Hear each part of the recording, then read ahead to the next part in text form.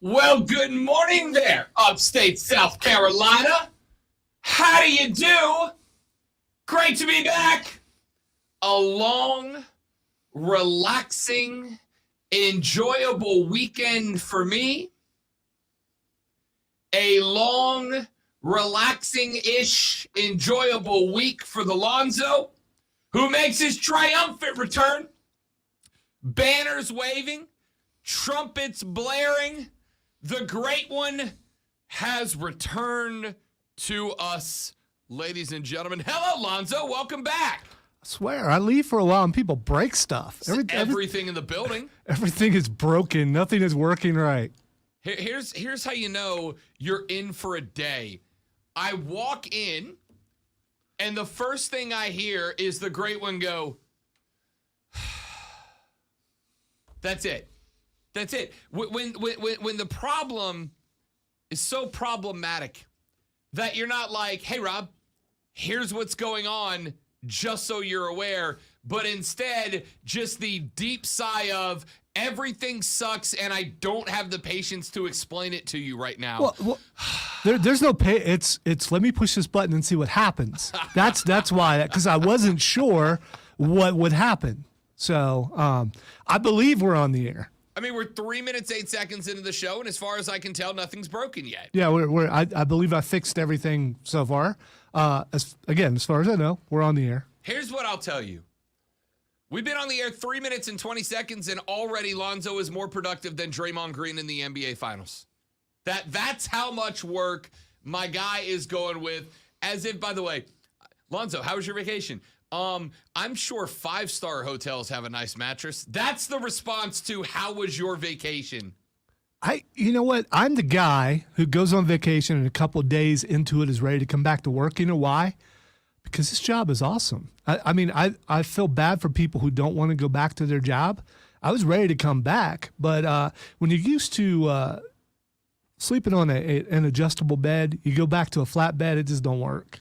Doesn't. Oh, you got one of those like the back races? Oh yeah, kind of beds? yeah, I got one of those, and I found that spot that works for me where I dare anyone to touch it. You're a back sleeper then. Not necessarily. No, I can sleep on the side too. The angle is just it's such where my butt hits where it won't slide down and off the bed or anything, so I can go side and go back. So we're good, but Lonzo's butt, ladies and gentlemen, it's in all the right places, is what he just said. I would throw up some baby got back, but I'm not sure it will work. We got a lot lined up for you on the radio broadcast today. The NHL Stanley Cup Finals are set to begin on Wednesday. Out of the Western Conference, the Colorado Avalanche. Out of the Eastern Conference, one more time again, the Tampa Bay Lightning in their third and looking for their third consecutive Stanley Cup Finals.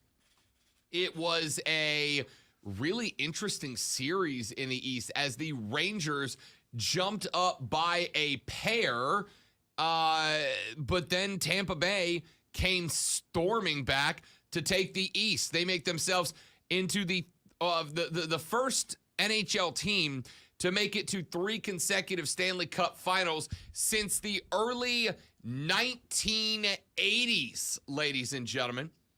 And we will talk a little Stanley Cup later on in the show.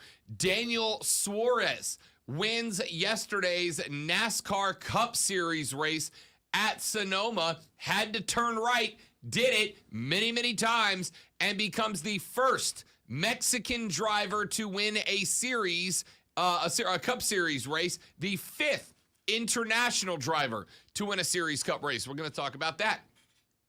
Jay Monahan and Rory McIlroy, the former, the commissioner of the PGA Tour, the latter, the guy who won the RBC Canadian yesterday, both of them decided to level their sights at golfers on the LIV Tour. I got a little sound for that. We'll talk a little about it. NCAA baseball. Omaha is nearly almost set. A pair. No, it is almost set. Or it is nearly set. Nearly almost set doesn't make sense. There's 2 more games tonight. Two deciding game threes in Super Regionals set to go this evening. And once they are done, our field will be filled out. And we'll take a look at that later on because the Super Regionals, I have told you guys, baseball at a college level has the single best postseason in sports. And they once again showed why over the weekend. We're going to tell you who's headed to Omaha and who we expect to see rounding out that field this evening.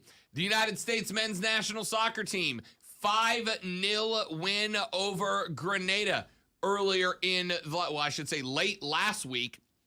A 5-0 win, including 4 goals by one player. A hat trick and one. Have we found our premier striker, ladies and gentlemen? I'm going to give you my thoughts on that. The Charlotte Hornets named their new head coach over the weekend, and he's coming over from another very successful NBA team. Who is it? We're going to tell you that coming up here in just a few minutes, and why I actually think it would be a good fit, or is a good fit, for the Charlotte Hornets. We'll break that down. Well, Zion Williamson back in the news as earlier in the weekend, Saturday morning, I think, Zion's pops was in the news. Zion's pop was in the news because he was talking about politics in Louisiana, and they were like, hey, bro, why are you injecting yourself into this discussion? And Zion's pop said, because we live here now. This is our city. This is where we want to be. A couple of days later, some microphones got jammed into Zion's grill as he was doing charity work around the city. They said, Z, do you want to stay a Pell? And he said, I've made it no secret. I want to be here. I want to stay here. I want to win here. All of this comes on the heels from the VP of Operations from the New Orleans Pelicans, David Griffin, saying when asked if Zion Williamson would earn a max contract, yes. Yes, Z, he said it's an easy decision. Zion is a max contract player in their opinion. No questions asked. So, if money was the reason that Z would have left the Big Easy, it looks like that is over. We are going to talk about that later on in the show. But of course, before we get into any of that, we need to break down what happened last Friday, Game 4 between the Dubs and the C's, because if I have come to one conclusion, Lonzo, it is that I don't know anything about basketball. After Game 1, I thought the Warriors were in trouble. They come out. They decimate Boston in Game number 2. And I said, that's it.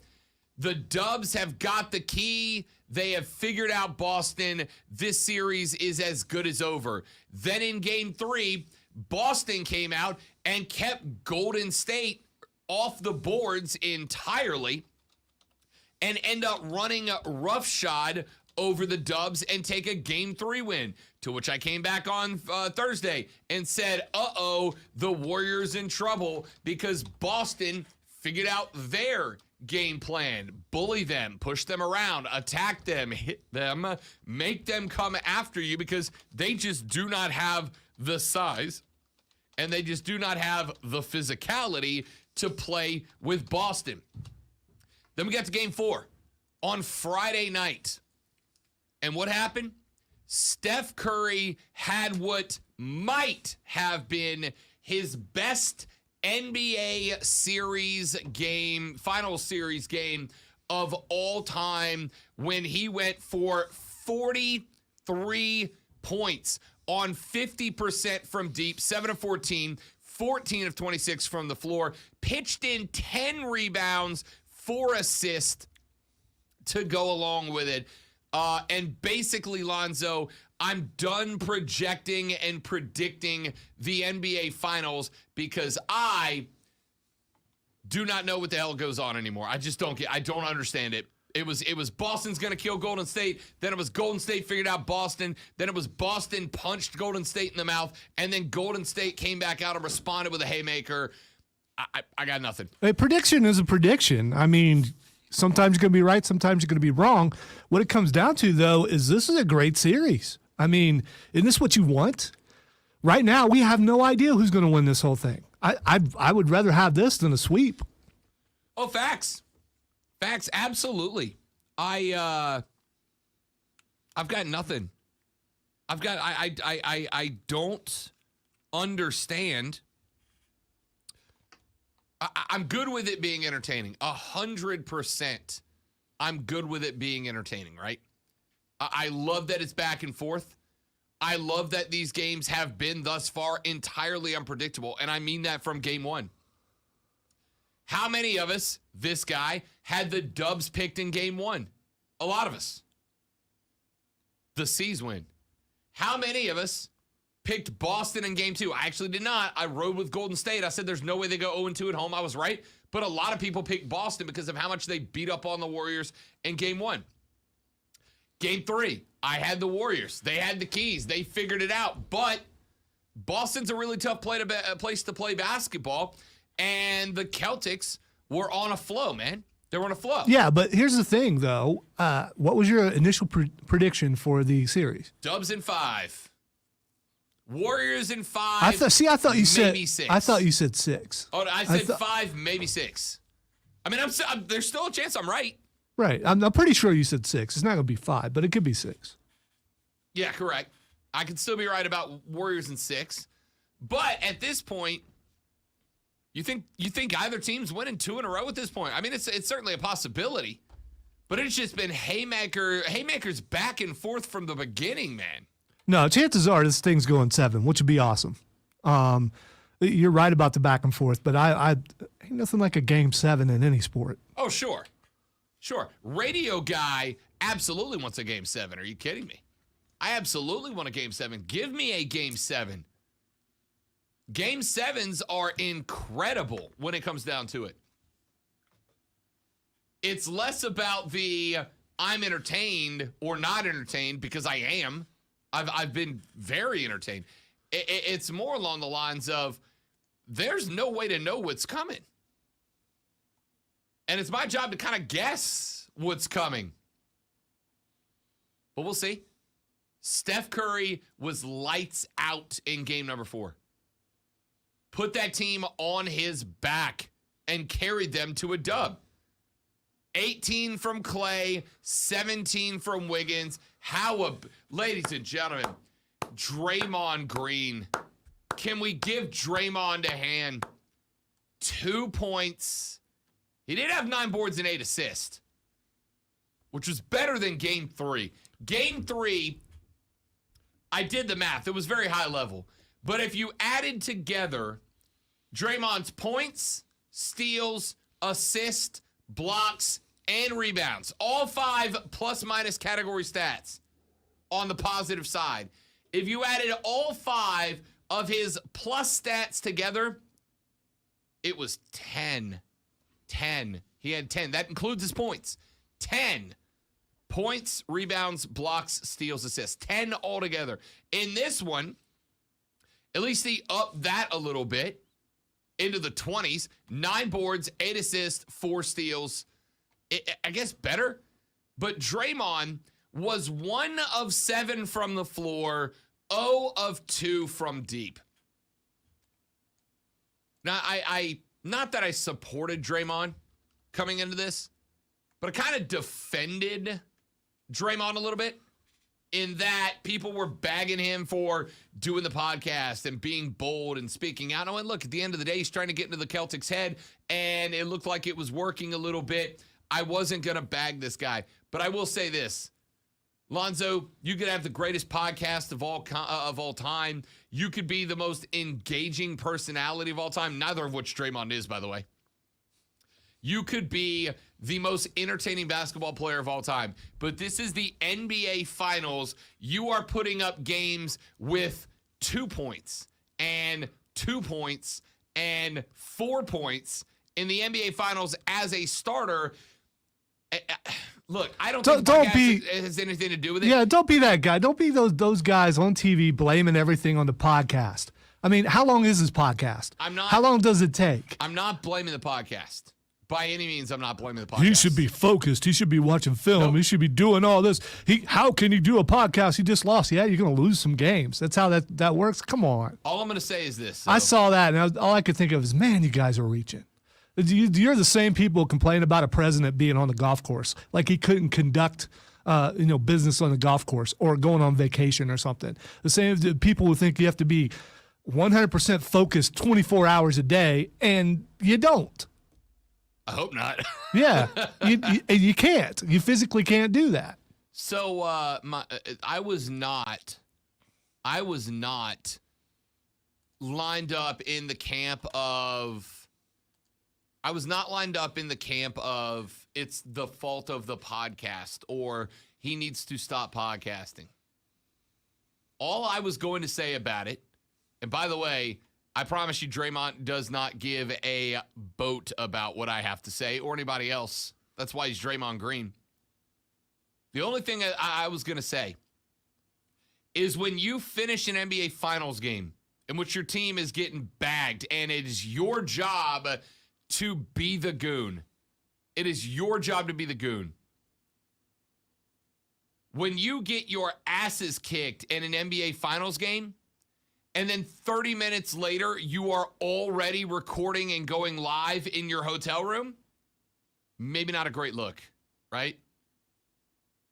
Lonzo, since I've been here and since you and I have been paired on this show together, I've done the math, 2 bad shows. Only 2. It's pretty spectacular. Why do you keep track of that? Because I think you got to think, what is the worst show you've ever done? Was it here? No. There you go, then. No. There you go. I have had 2 bad shows, including one last Friday. And I admitted it going off the air. I was off my game on Friday. It was my bad. I went into that office, shut the door, and nose went down to work, man. But blame T2. I mean, he's not here. Blame him. It was his fault for having a lack of knowledge of sports. He wasn't here to carry you like he should have been. Listen, I shouldn't need to be carried, right? It's like Steph. Hey, we all have times we need a little picking up. Right, I'm like Steph, man. I'm like Steph. I should be good for 43, 10, and 8 every game, and it's nice to have a Klay Thompson along for the ride, right? Like, I'm like Steph. But sometimes I have bad shows. I had one last Friday. I'm going to go ahead and tell you what I did not do when I got off the air on Friday was head on down to the bar and start goofing off with the boys, right? Like, I got to work to make sure today's show was going to be better, and it will. Because Lonzo's back, but it will. I was going to say, yeah, that goes without saying. The point is, when it comes down to it, I'm not saying the podcast is the reason that Draymond has been MIA in these finals. I'm saying it is a bad look to go out there and add plus 10 to your team, including all 5 of the positive plus-minus stats. To add 10 plus-minuses. What's his normal average, though? What is his normal average? Not 2 points a game. I know, but I mean, he's not called upon to be like the leading scorer on the team.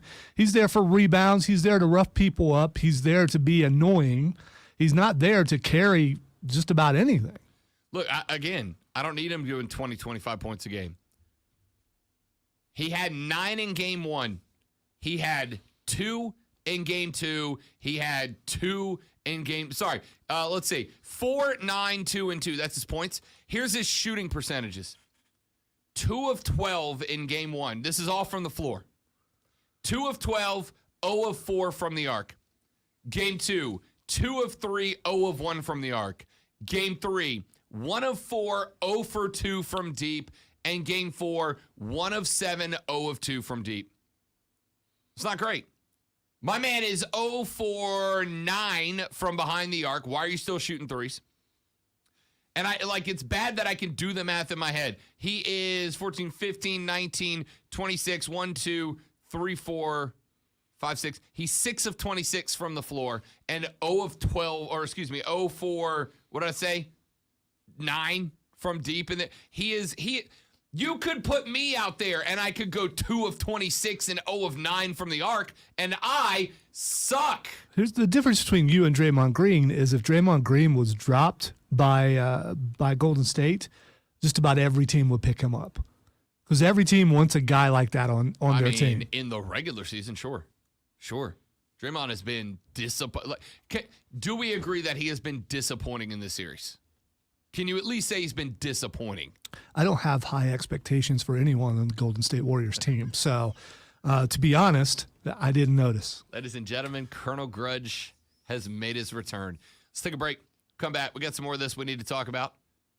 Draymond, $16.4 million a year for 2 points in Game 4. It's beautiful. But his podcast is steaming along. Getting them numbers. Yo, smash that like and subscribe button for Draymond. Just don't expect him to show up in Game 5. Mike Texan said, I've never been a huge basketball fan, but I watched Game 1 just for Curry. I've been hooked every minute since. Welcome to the Steph Curry experience, baby. Back after this on the Rob Brown Show. This is the Fan Upstate, y'all. QC.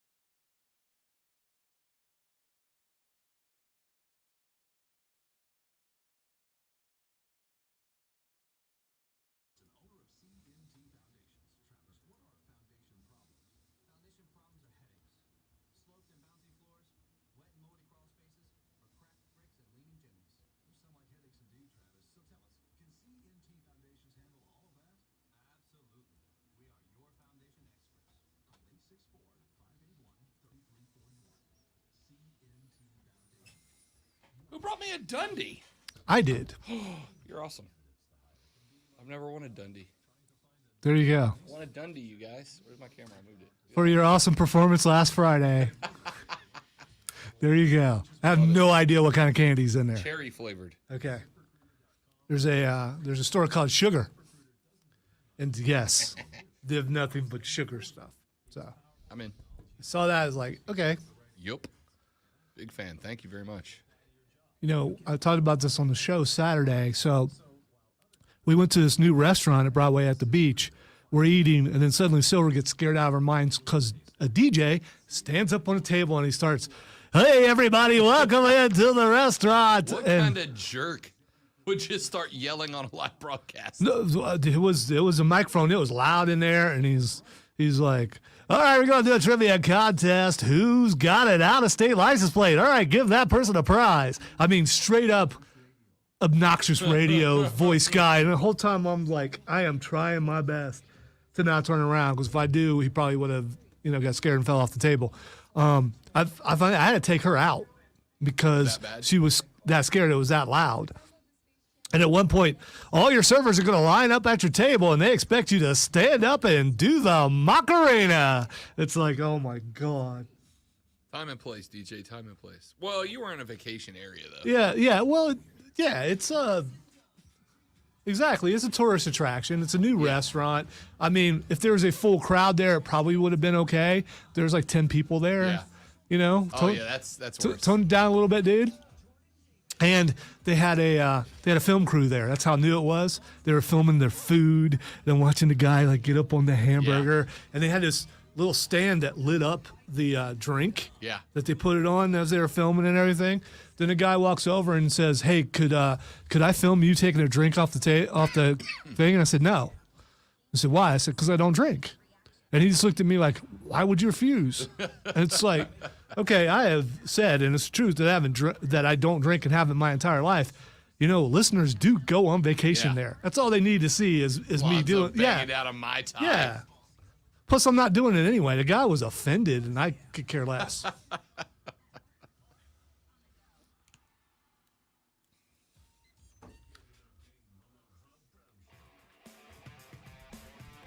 Gotta send a shout out. You guys know we are the official choice of radio for delivery and truck drivers around the upstate. We affectionately refer to them as the Rob Brown Armada, and we're glad to have you along for the ride. Our buddy Trey has put into the live stream, which you can watch at facebook.com/thefanupstate, or search The Rob Brown Show on YouTube, and you can watch those streams live all 3 hours every day. But Trey checked in, and Trey said, our driver Tom is wearing his Fan Upstate hat today during his deliveries, not even wearing a shirt with the company logo. I hope I don't get Tom in trouble for that, like he's violating dress code, but my guy Tom rolling around in the Fan Upstate hat. Tom, we appreciate it. And everybody else driving delivery trucks and Amazon trucks and UPS trucks and FedEx trucks and whatever truck you might be driving to bring and drop off stuff, we are honored that we would be your radio station of choice. What up, Tom? Don't worry about you getting Tom in trouble. Trey just did that. True story. I didn't sell Tom out. Trey sold Tom out. Trey did that, not me, Tom, but we appreciate it, man. Thank you very much for listening. Thanks for hanging out. And, of course, that means that Tom came by to grab a hat when we were in Hall of Fame a few weeks back. So we appreciate you coming out, man. Thank you very much, Tom, and everybody else that listens to the show while you're rolling around doing the blue-collar stuff. We appreciate that significantly. Steven said, Rob, did you watch Maverick Hustle or Jurassic World this weekend? I did not, Steven. Get off me. I will acknowledge, Lonzo, that I have run out the timer on Top Gun Maverick spoilers at this point. I will say, however, that it is my show, and for the next 2 hours and 28 minutes, I will not hear them. If you find other ways to deliver spoilers to me, then that's on me. But if you call, text, or tweet in spoilers for Top Gun Maverick, you will be blocked for a day. This is going to shock you. They fly planes. They have an objective. They meet said objective, and the movie ends. Did you consider that a spoiler?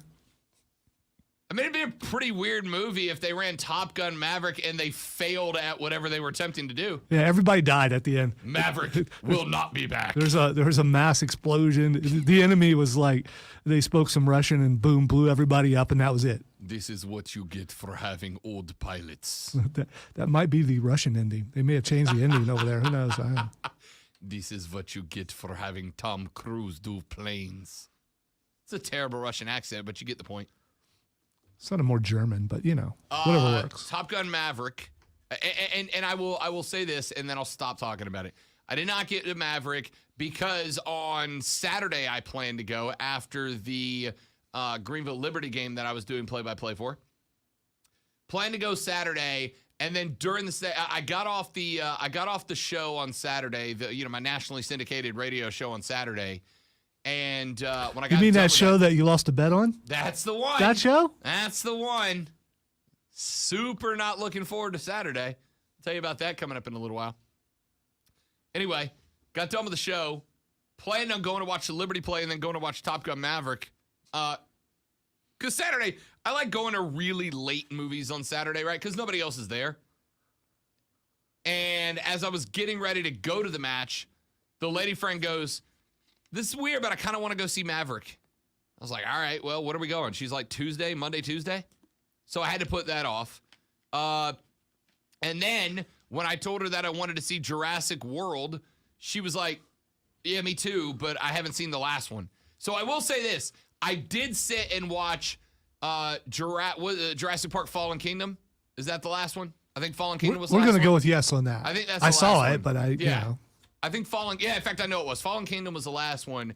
And she sat and we watched Fallen Kingdom last night. And then I did catch up on Obi-Wan and Ms. Marvel. So I'm all caught up on everything except Top Gun and Jurassic Park, which I feel is fine, right? Like those are commitment night things. Yeah, I haven't seen Jurassic Park yet either. And part of it is I got back from vacation and realized that I have a video game addiction and I would rather play those than go to a movie. I had to catch up on that. Texter says, I am currently sweating my ass off in this brown oven / UPS truck. Well, you know what? I can't help you with that, except with this cool sports talk radio. I smiled after that. He did. It was a good smile. The cheese ball smile. Real quick, want to hit this. Mike texted in, and I read it as a joke on the way out just to get Lonzo's reaction, and it was everything I hoped it would be. But Mike texted in and said, I have never been a huge basketball fan, but I watched game one just for Steph Curry, and I've been hooked every minute since. I'm going to say this. Lonzo holds a grudge against Steph Curry because he's Colonel Grudge. That's just what he does.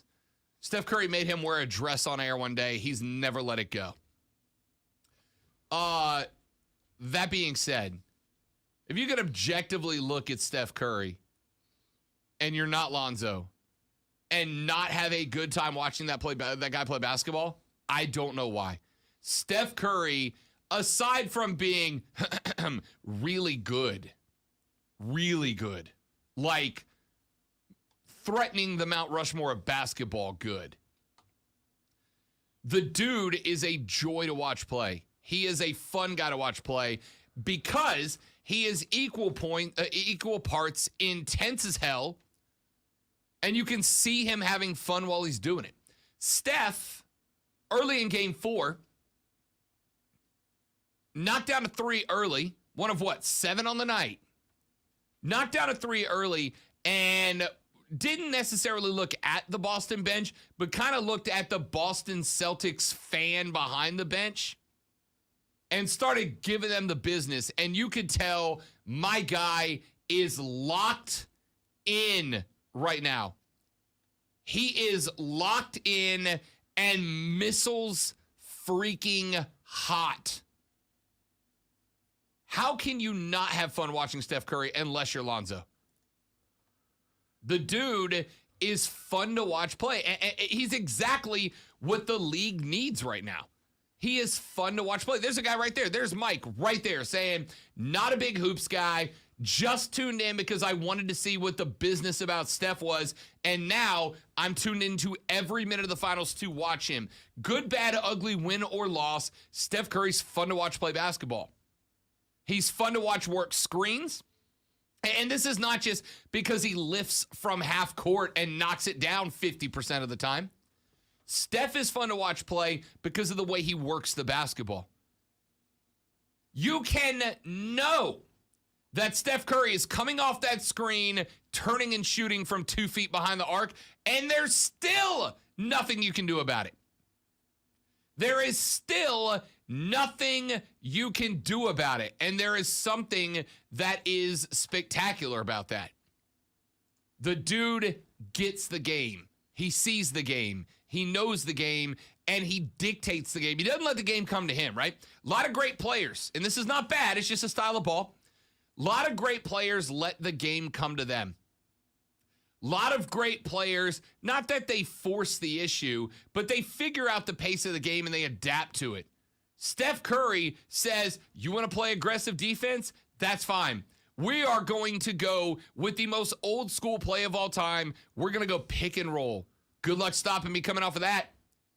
He was doing that to Boston like butter over and over in game 4. And the Celtics, knowing the screen was coming, knowing he was going to receive the ball off the screen, and knowing he was going to turn and shoot off the screen, still could not do anything about it. Oh, and by the way, if you decide to throw an extra guy so you got defenders on both sides of the screen, Steph started throwing these sidearm bounce passes between defenders into the paint to set up other guys to play, and it was spectacular. I'm just curious, in the midst of your great praise of this individual, how has he lost any games in these finals? Because Boston's a pretty good basketball team. Okay, what did they do that was effective against Steph? Did they shut him down, or did they shut everybody else down? Everybody else. Everybody else. And this is why Klay Thompson is the most important player in this series the rest of the way, right? Because you might get a 43-point performance out of Steph Curry, and you might get a 25-point performance out of Steph Curry.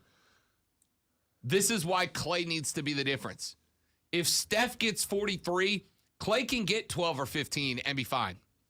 If Steph gets 22, Klay needs to get 22 and match him. What would be your strategy if you were Boston's? Would you beat Steph up, or would you let him go? I don't want to say let him go. I'm putting Marcus Smart on him, and I'm going harass the hell out of him. But I'm also telling everybody else, lock down. Do not let anybody else get to 15, right? I think that's the way to handle it. You know, Steph's good for 22. What's Steph averaging in this finals? 34 a game now? You know he's getting 25. How do I stop Klay from getting 20? How do I stop Wiggins from getting 15? How do I stop Draymond from getting 4? If I can do that, then I can trust Tatum and Brown to get their lives together and figure it out. Although they didn't in game 4. They didn't Friday night. All right, we got to take a break. We'll talk more NBA Finals later on in the show. When we come back, Lonzo mentioned it. I lost a bet on my nationally syndicated Saturday show, which, by the way, I got hosed by Cody Decker. I don't want to talk about it. Good news is, I'll tell you that when I come back. He's still on the hook for something. It's funny to everybody who's not me. I'm Rob. He's Zoe. Good to have you guys. The Rob Brown Show rolls on after this. This is the Fan Upstate.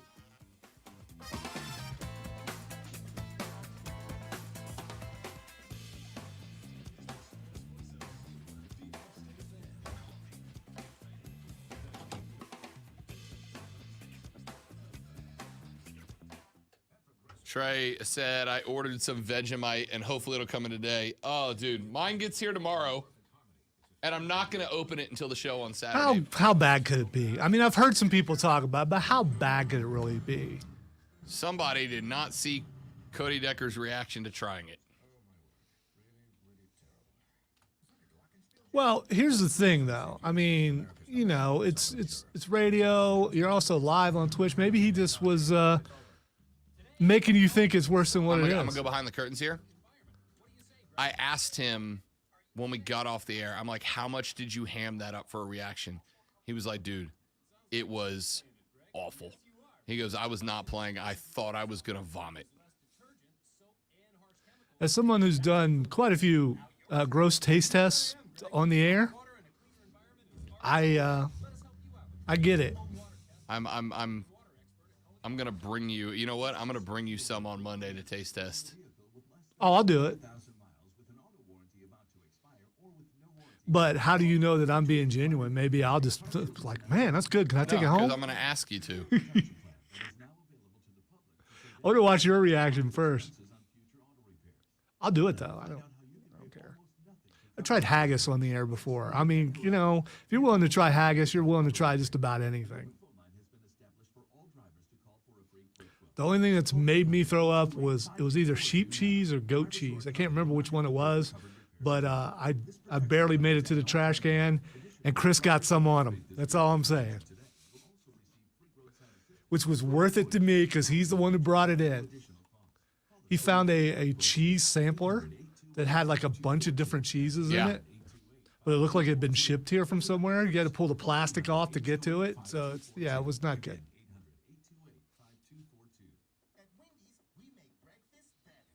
Are you eating the Vegemite on a cracker? Literally a spoon. We going tea or table? Go. Oh no, it's got to be like a sandwich's worth. Like it's got to be a scoop.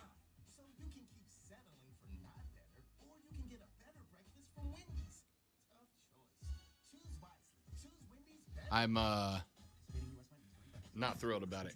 I'm also going to have a Dr. Pepper Zero Dark Berry, which by the way is pretty good. I haven't had dark berry yet. I've had cream soda, which is really good. Dark berry is really good. Obviously, there's some cream soda in the fridge right now. A second spoon, which is just going to have a mound of vanilla buttercream cake icing on it. And it's because I got to eat it and then let it sit for 30 seconds. And then it's just going to be Dr. Pepper and vanilla buttercream icing to get rid of that taste. Good luck. I'm not looking forward to it. When I tried the haggis, I didn't get rid of that pain for about a month. Yeah. Also, during the height of my gout, haggis is made with all the things that trigger gout. So I paid for it more than once. I came home and Lisa's like, "What's wrong with you? Why are you so pale?" Because I ate food that have fought me back. I ate like hot wings from Wild Wings afterwards, trying to get rid of it, and it still was there.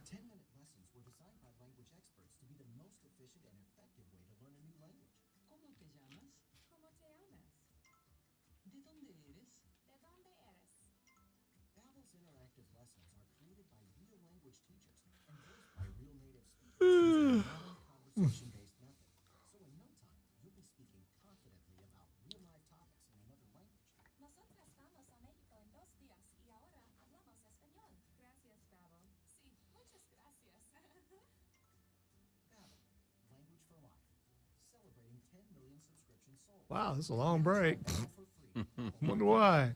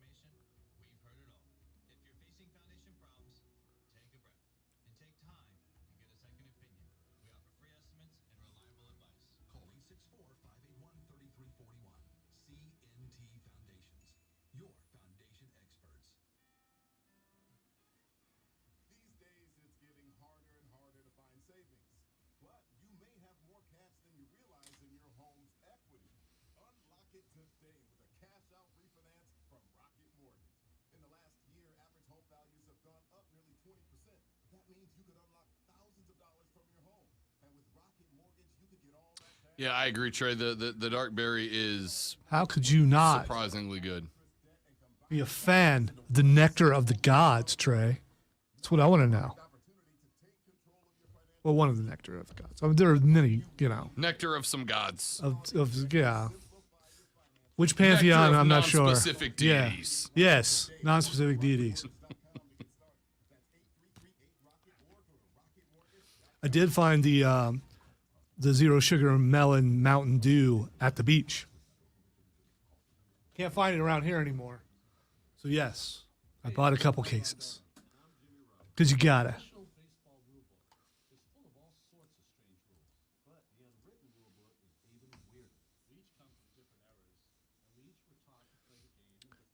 So, in case you didn't know, next next segment's going to be pretty short. Figured.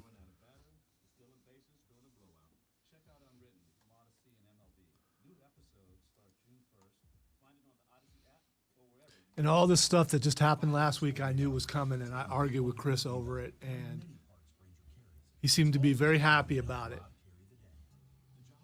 because he's evil.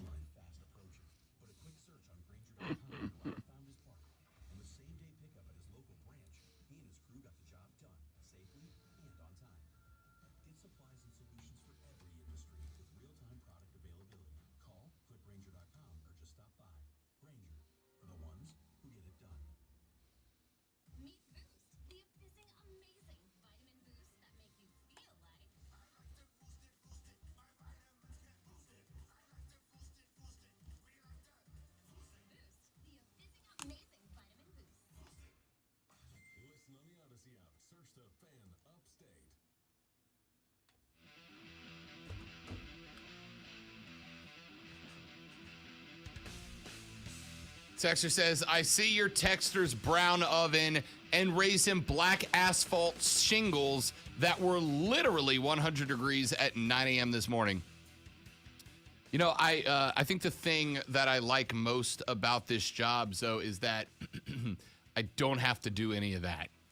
I just want to say, if you're driving around in that oven, you look good in the brown. And if you're on that roof right now, man, your tan is excellent. That's all I want to say. Yeah, listen, respect the hell out of what you are doing right now. I 100% do not have it in me. Not even. Drink not plenty even of fluids, both of you guys. Yeah. Not even a little bit do I have that in me. Nope. So good on you. Appreciate you guys listening while you're out there doing stuff that I absolutely do not want to do. Physically, I would die. I would just literally just die. You just hear me roll off the edge of a roof. I don't think you're giving yourself enough credit. I think you could acclimate to it, and I think you have enough stick-to-itiveness to get out there and put up roofs like no other person. Nope, I sure don't. But I appreciate the compliments and the confidence. That makes one of us that has it in me. All right, coming up next hour of the show, NHL Stanley Cup Finals are set. I am intrigued because, Colorado's the better team. Colorado is the better team. That's not a question to me. That's a statement. Tampa, obviously, in going back-to-back, is the more experienced team. And, if there is a definition of a team that just will not die, why won't you die? It's the Tampa Lightning. They have been in a number of spots where it looked like their backs were against the boards and they came out swinging. So we'll break that down. I got a couple of thoughts, a couple of previews in that. Charlotte Hornets have their new coach, and it is a dude that brings over some winning pedigree. In fact, he's actively coaching right now in the NBA. So we'll break that down. Team USA 5-0 win over Grenada last Friday. And it was a day for a young man that might he be the answer to the problem of not having a striker that Team USA has been trying to solve for a hot minute. We're going to break that down. And Zion says he wants to stay a Pelican. The Pelicans, Czech signer, says that Zion is worth a max contract. Is he right? And is this the right move for the Pels? And is it the right move for Zion? We'll break that down as well. Plus, I have to ask you a question. Texters, Facebookers, whoever you are, I need your answer. Have you ever eaten Vegemite? Lonzo, you ever been around Vegemite? Not just eaten it, but have you ever seen Vegemite? Not the jar, like the actual substance. I have seen the substance, yes. It appears to be tar-like. Good description. And Rob Brown, next Saturday, on radio stations across the nation, is going to be subjected to eating a heaping spoonful of Vegemite live on the air. And I'm not looking forward to it. But I'm going to ask the question, did I get screwed by my colleagues on this show based on the bet that I made? Because I feel like I did. I feel like I got put to the wall. I want your thoughts on that. I'll tell you what I mean when we come back. I'm Rob. He's Lonzo. The Rob Brown Show's on your radio. This is the Fan Upstate.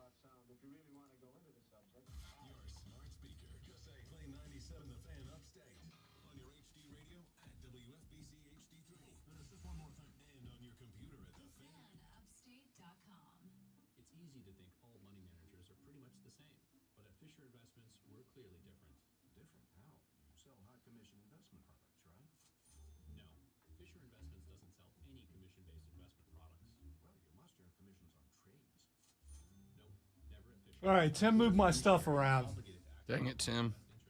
You have to have words with him. You don't move people's stuff. What did he move?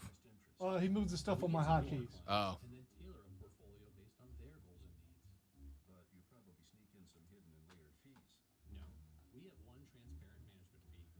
You know the thing that where you have it memorized, you don't really have to look at it really hard because you know where it is, and now it's not there. That thing. Yup.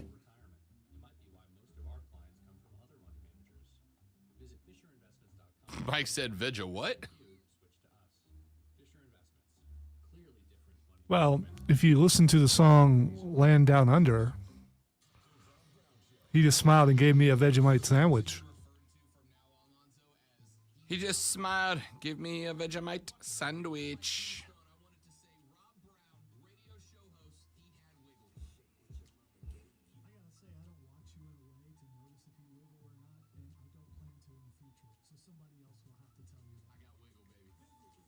Wiggle, wiggle.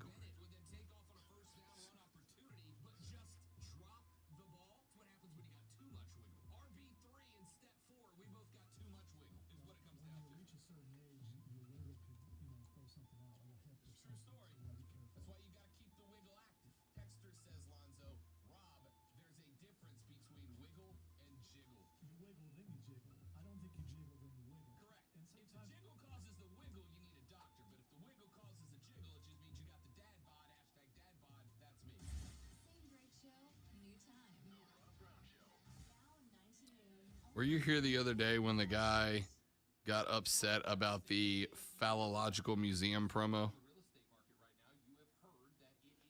I believe that it was.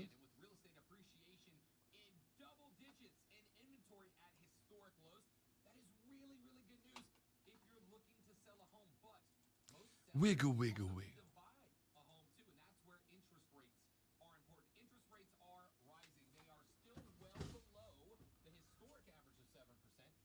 Gotta say, I was uncomfortable with the entire topic and making a promo out of it, but I understand what my job is.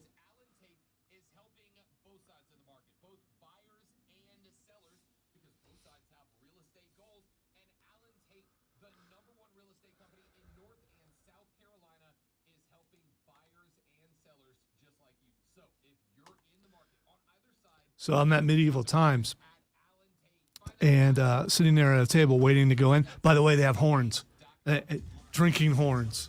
Oh, they're so sweet. They come with the stand. Well, yeah, I'm going then. No, I got one. I just got to remember to bring it. Yeah, Cameron bought one too. So I'm sitting there, and one of the guys that's in the show, he's the steward of the whole thing, the Queen's right-hand man. And he walks up to me. He's like, why are you not in the back? And I looked at him and I said, because it's my day off. And he said, oh, I mistook you as as one of our guys. It's the long flowing locks, and we both did this. He and I both did that. And he said, I just want you to know, if you decide to jump across the barrier during the contest, you will be targeted. I was like, yes. My wife just sitting there the whole time, watching me and him going back and forth, just like, what is going on? Then Cameron had a little kid come up to him and go, hello there. And Cameron didn't realize he's got the Obi-Wan cut and the beard. Hello there.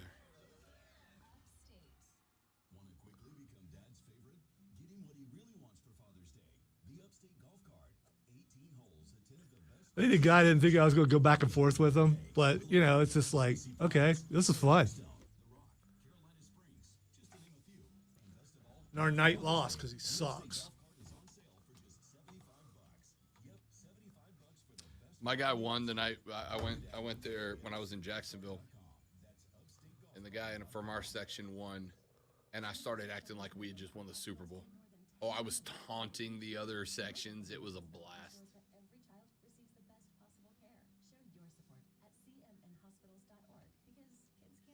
By the way, they showed at the Bethesda Xbox showcase 15 minutes of Starfield yesterday.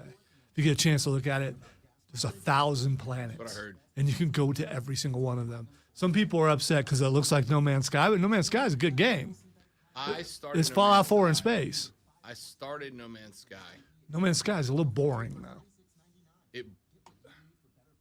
I don't mind crafting being part of the game, but one of the first 7 hours of it is that, Yeah. I'm out. Well, they've changed it. They've made it a little bit more combative. But this is going to be Fallout 4 in space. Yeah. Even the guns and everything that they show on the thing, it's like, okay. And this time you don't have to build them out of pipes and things. They're actual guns.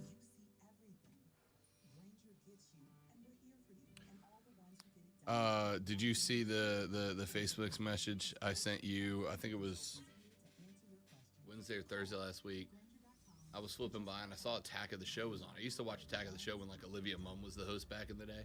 I'm like, let me check it out. And it was Nyla Rose, Adam Colbebe, and Danhausen were the guests.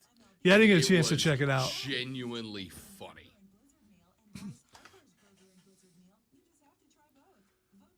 Some of the stuff they're doing now is even riskier than what they did back in the day. Talking about Attack of the Show because they're just online and they can they can get away with a lot more.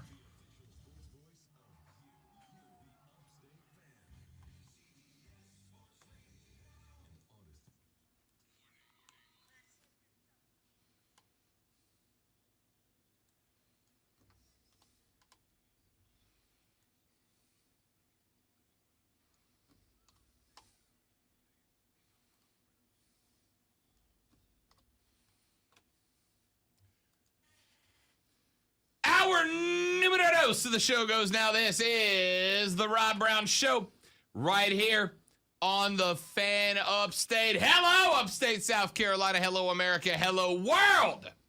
It is great to be with you again. How do you do? I am Rob Brown, returning to us triumphantly today. The Sultan of Swag, the Professor of Perfection, the Wizard of Wave. He is the Alpha and the Omega of the Fan Upstate. Colonel Grudge, hashtag Dad Kicks. He is the great one. Lonzo back in the pilot's chair once again. I've missed you all, except for that one guy driving the red EV. That one guy. That one dude. Yeah, come on. Dude. Do sincerely want to thank Tim Snow for filling in last week. Dude got thrown under the gun for a minute and came out the other side. Sweated a little bit in the meantime, but he got through it. So we appreciate T2's efforts It's a hair. last week. It's a hair. It is. It helps you through hardships. Modern day Samson, man.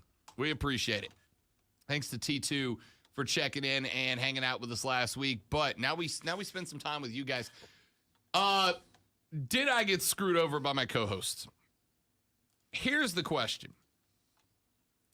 Last week, not this past Saturday, but the Saturday before, Cody Decker is my co-host on my nationally syndicated baseball gambling show, which airs on the BetQL network, Saturdays from 1 to 5 Eastern. Cody Decker, former MLB player, co-host of mine, and good dude. We made a bet. Now, we take a lot of player props. That is to say, you bet on if a specific player will meet a specific goal during a game. He is a big fan of Chicago White Sox pitcher Dylan Cease and calls him the K-Prop King. That is to say, Vegas says you may bet on if Dylan Cease will get 7.5 strikeouts more or less, right? So you bet the over-under on the number of strikeouts a pitcher will get. A lot of guys get to, 6, 7, occasionally 7, 8. Every now and then you'll have a guy work a double-digit strikeout. He's a big Dylan Cease guy, and so we made a bet on the air. Over-under was set at 7.5. Loser of that bet had to eat a Vegemite sandwich on Saturday's show. Loser had to eat a Vegemite sandwich.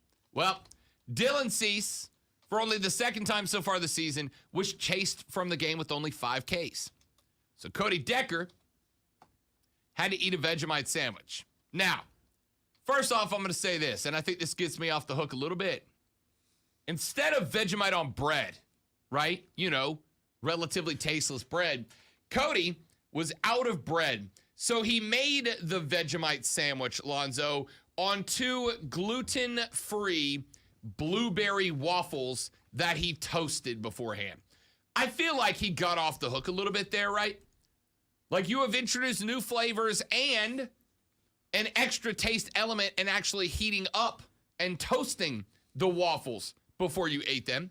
I feel like it was a bit of a cop-out, but I let him off the hook. Have you eaten anything that's gluten-free before as far as bread goes? A bread-type product that's gluten-free? It's like slightly elevated cardboard. Yeah, it's not. It's not that, but it might take some taste away. Blueberries in it. So, or blueberry tasting things. My understanding of Vegemite is it's very strong, so I'm not sure how much the blueberries really cancel things out. So, we have decided that on every show we will have a talent bet, right? A bet between me and Cody, me and Mario, or Mario and Cody.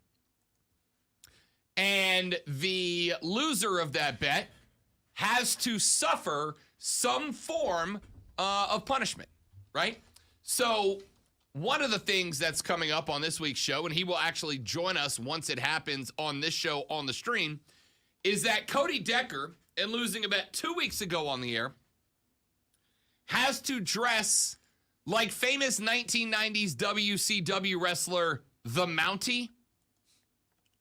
Except for Zoe, not just on our show on Saturday, he has to dress as The Mountie for every media appearance that he does during the week.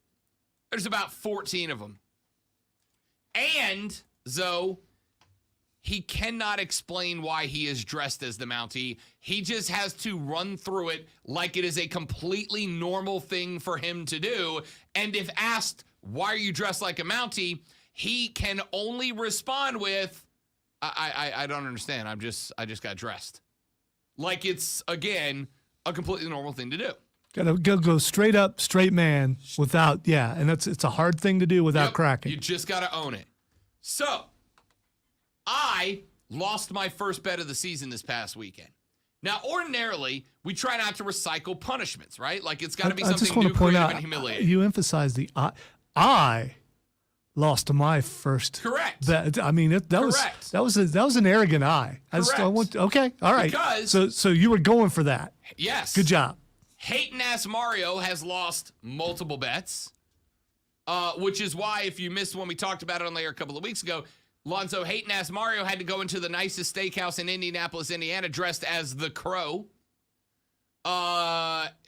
Cody has lost multiple bets, including the one that made him dress as the Mountie on every media appearance for a week and eat a Vegemite sandwich. Now, we tried not to recycle punishments, right? Once you've done something, that punishment is over. Cody said the Vegemite was so bad that the loser in the next bet should have to just eat Vegemite straight out of the jar on a spoon. So, here was the bet that got made, and I want to see if you guys feel like I got the short end of the stack here. Hunter Green is a pitcher for the Cincinnati Reds. They were playing the St. Louis Cardinals this weekend. The bet started off between me and Hayden Ass Mario, our producer. The bet initially was Hunter Green K-prop. That is to say, will he get X amount of strikeouts in a game? Now, me and Mario have not made a bet against each other on the air, so it seemed like a good place to start. I wanted Hunter Green 7.5 strikeouts, right? That is to say, if he got 7 or fewer, I win. If he got 8 or more, Hayden Ass Mario wins. Mario wanted 6.5. I knew the number was going to check in around 7. So it was a bit of a risk, but I like 7.5 in the low end. Cody pops in and says, how about this? We set it at 7. If it goes lower, Hayden Ass Mario eats the Vegemite. If it goes higher, Rob eats the Vegemite. If it hits exactly at 7, you both eat the Vegemite. Now, for those of you that do not gamble, it going exactly 7 is what is referred to as a push. And in Vegas, when you're gambling, if you get a push, that is to say the exact number that you bet on, not higher or lower, you get your money back and that bet is effectively canceled, right?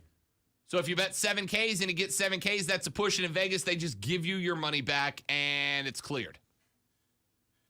But I, courtesy of Cody Decker, Hayden Ass Mario, and all the producers behind the scene on that show, got talked into a push means we both have to eat the Vegemite. And wouldn't you know it, Zoe, Hunter Green got exactly 7 strikeouts. Exactly 7. Remember, the number I wanted was 7.5, which would have been a winner for me.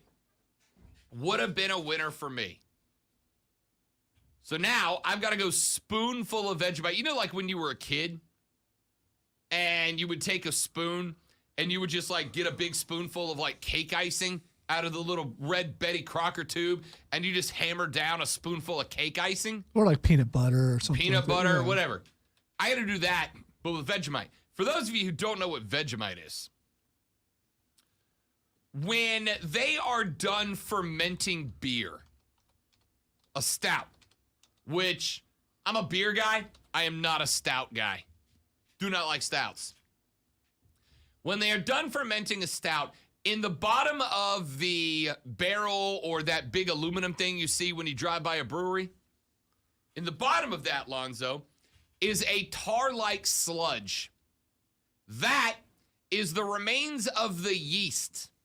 When yeast consumes sugar in the beer making process, when yeast consumes sugar, the yeast then releases basically alcohol as its waste. So the alcohol is gone out of the Vegemite. Correct. Okay, because Correct. If not, then I won't do it. No alcohol in Vegemite. It is the remains of the yeast after they are done fermenting the beer. There's no booze in it because the booze stays in the liquid. It leaves this black, sludgy, tar-like substance in the bottom of the barrel or the chamber or whatever they're using. After that process is done and the beer has been removed, they go into the bottom of the barrel and they scoop up this sludge, this thick, black, tar-like sludge. And then to prepare that, to turn it into Vegemite, Lonzo, they take the black sludge and they just put it in a jar because that's literally it. Okay, so someone one day decided, I wonder if we could eat that. No. Someone one day also lost a bet, and the bet was you've got to eat a chunk of that sludge left in the bottom of our beer brewing device. I bet you won't do it. And some guy hammered on Aussie stouts was like, oi, mate, oh, go ahead, have a day. And just went teeth first into this black tar sludge. But at that point, He was too damn proud to admit that it tastes like death. Was like, oh, that's pretty good.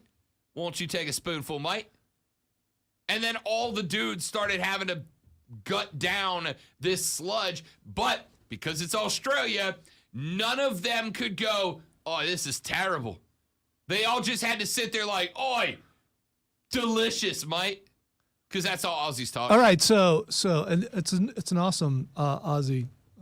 No, it's not. Yeah, it's just really good. I mean, I thought we were in Australia, or at least New Zealand. It had a little bit of a New Zealand tint to it. The yeast is combined with salt, malt extract, the B vitamins thiamine, niacin, riboflavin, and folate, as well as vegetable extract, giving Vegemite the unique flavor that Australians love so much. So here's the thing. Obviously, Rob Brown has an allergy to riboflavin.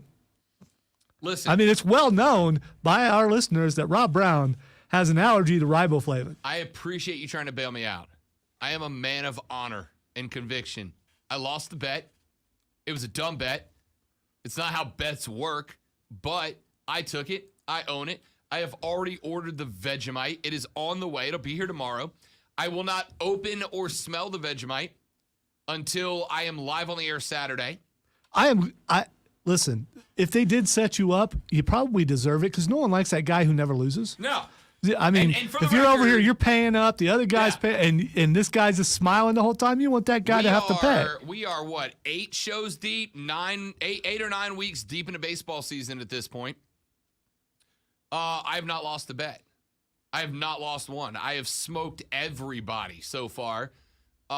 This was my first L, and the boys took great joy in Rob being handed his first L of the season. So now spoonful of Vegemite is the punishment for me. Cody ate a Vegemite sandwich on waffles and genuinely almost vomited on the air from it. So I will do it on Saturday. Then next Monday, I will bring the Vegemite into the studio, and we will see if Lonzo has the intestinal fortitude to withstand a spoonful of Vegemite. If I don't, you'll see what's in my intestines. Fair enough. Fair enough. All right, let's stay on the clock this hour. Let's take a break. When we come back here in just a minute from now, I got a lot of sports to get into. Did I get screwed on this bet? You know what? I'm going to take that question back, Lonzo, because I just came to the realization that nobody cares. Everybody's going to want to tune in to watch that unbridled torture. I said, Cody, what does Vegemite taste like? And he goes, I assume what a dead body tastes like. So that's pretty exciting. That's pretty exciting. All right. Got some stuff to get into when we come back. Did Team USA find a striker? We'll talk about that. NCAA baseball, Omaha is all set with the exception of 2 more games that are on tonight. We whittle it from 16 down to 8. I'll give you some of my favorites. The Hornets have their new head coach. We'll tell you who it is and more, all coming up on The Rob Brown Show. This is the Fan Upstate.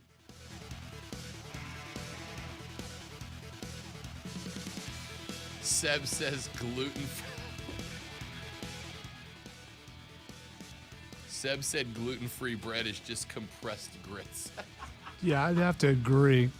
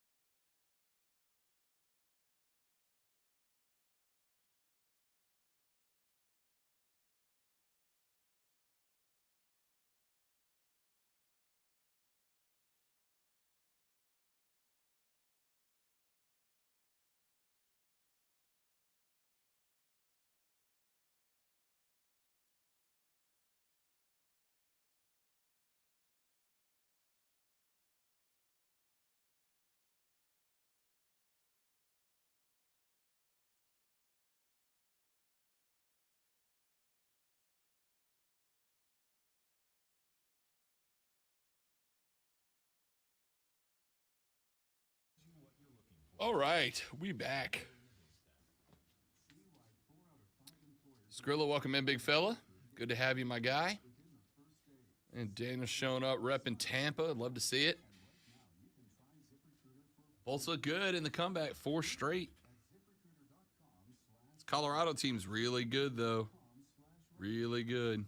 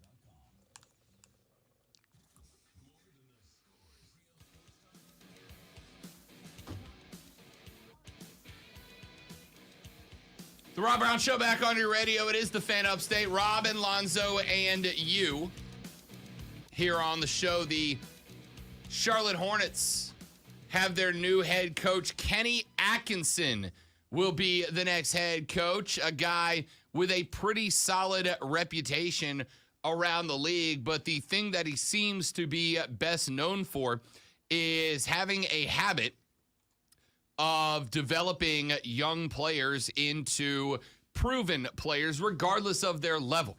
Atkinson will step in to Charlotte, obviously looking to harness the talent of LaMelo Ball, the young superstar. He also has a habit of getting teams to play better defense. Where does he come from? That, of course, would be Golden State, a team that has been better on defense than they're getting credit for.